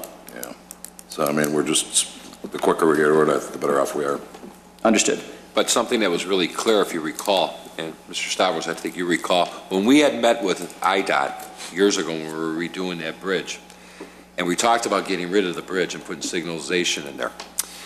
And the infamous members of IDOT reminded us that the liability solely will be on the Village of Wheeling if some kid crosses that street and gets killed or something happens. Because we took a safe measure away of kids crossing that street away.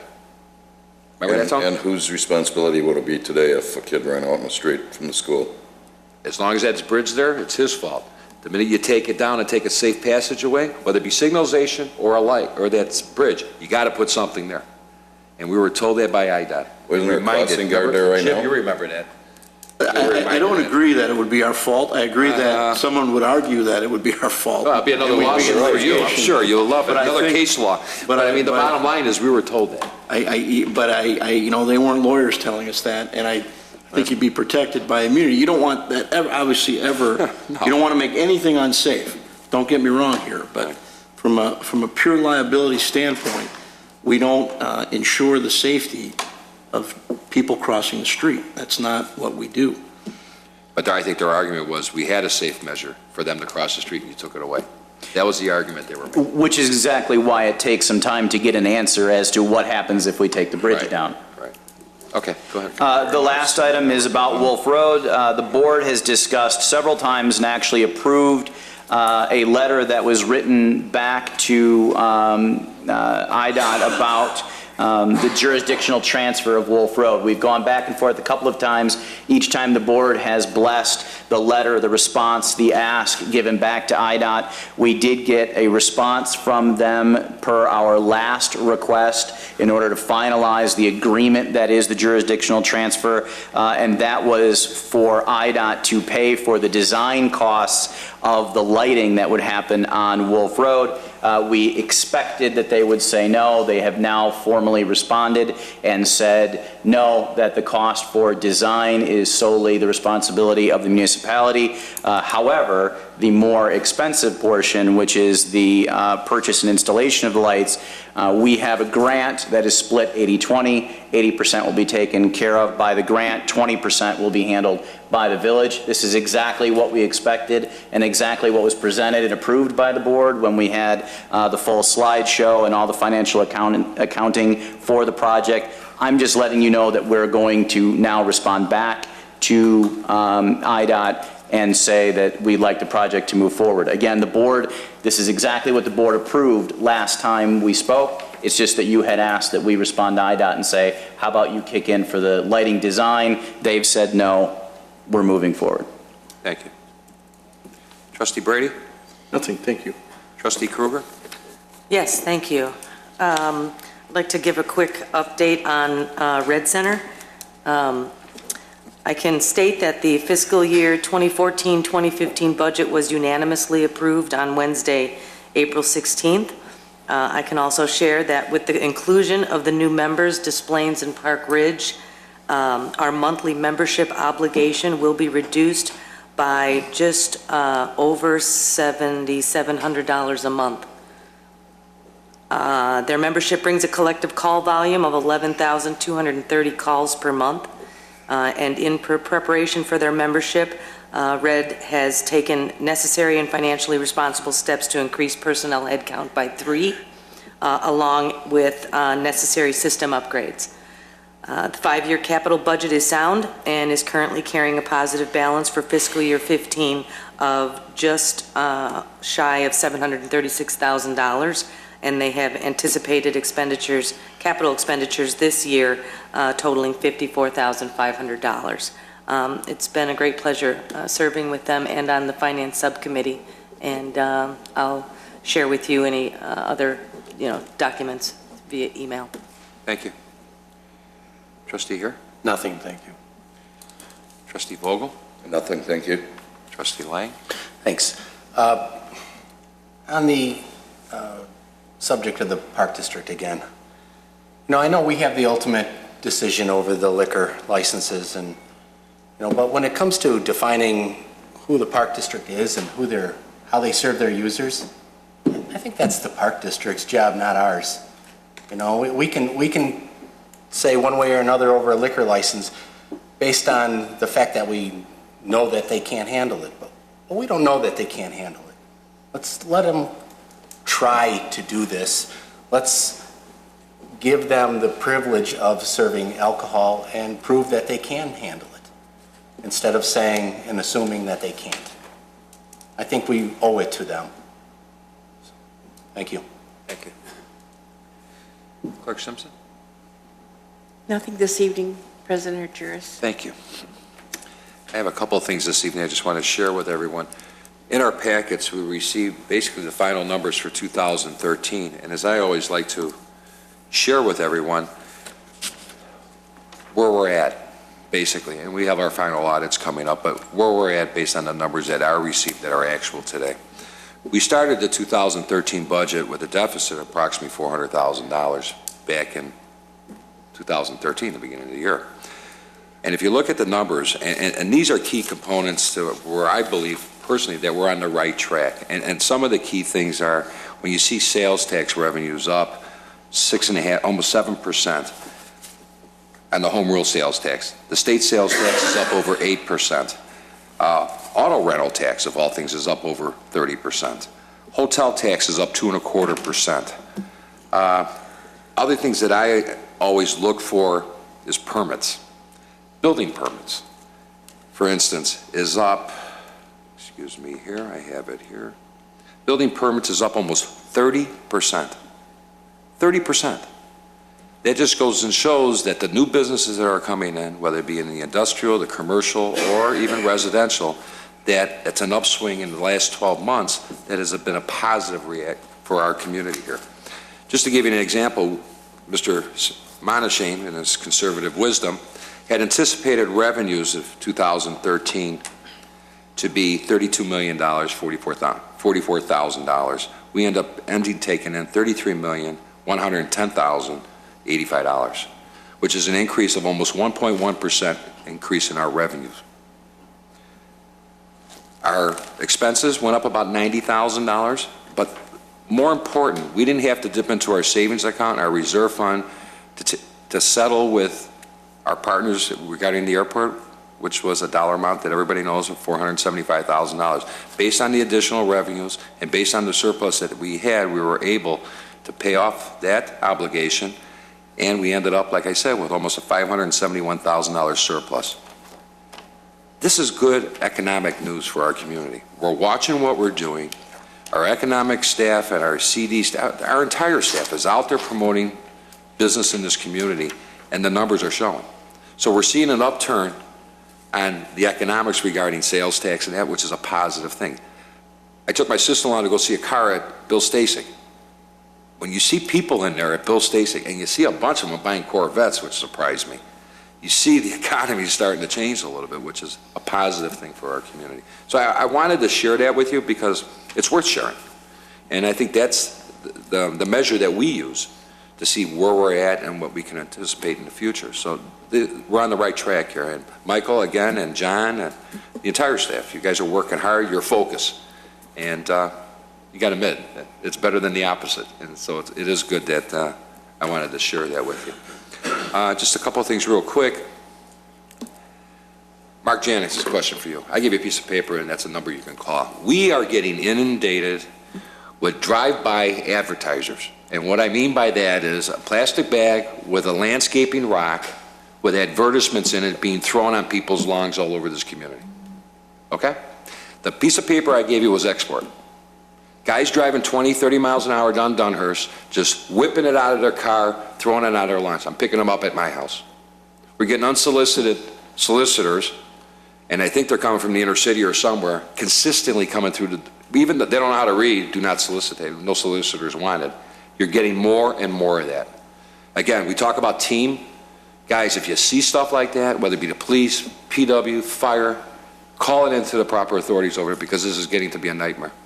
I'm getting calls all the time on this. Matter of fact, the guy's got it. I got to go pick it up if I want it. But that export was doing that. Young guy driving down Dunhurst, just whipping him out of the car, and he puts a stone in it to keep the weight down so it doesn't blow all over. Guess what? It doesn't end up on the driveway. It ends up on somebody's lawn. Trustee Herrick consistently brings up about code enforcement and taking care of the inner of our community. But we got these guys coming in here and polluting the inner of our community, and that doesn't help. So if we can work on that, I would appreciate that, because it's out there. And we're seeing more and more guys, again, just knocking on doors. I was working out of the house the other day, 11 o'clock, 2 kids are at my door, selling books. Are you kidding me? So there's a lot of that going on, so we need to be a little cautious of that, or conscious of that, I should say. Strategic Plan Workshop for 2020 will be next Monday at Public Works. Again, we have our facilitator getting a lot of work together. Staff is working hard on getting that together. That's at 6:30. Also, I want to share with everyone, going back to Dolly Hine. What a sweet lady. Really a true matriarch of this community. And I know she'll be missed by a lot. And I wanted to share that this Friday, the visitation will be from 3 to 8 at Colsack Funeral Home. Mass will be read in her memory at 9:30 at St. Joe's on Saturday. And an interment will follow at the Wheeling Cemetery. So I wanted to share that with everybody. Please keep Dolly's family in your prayers.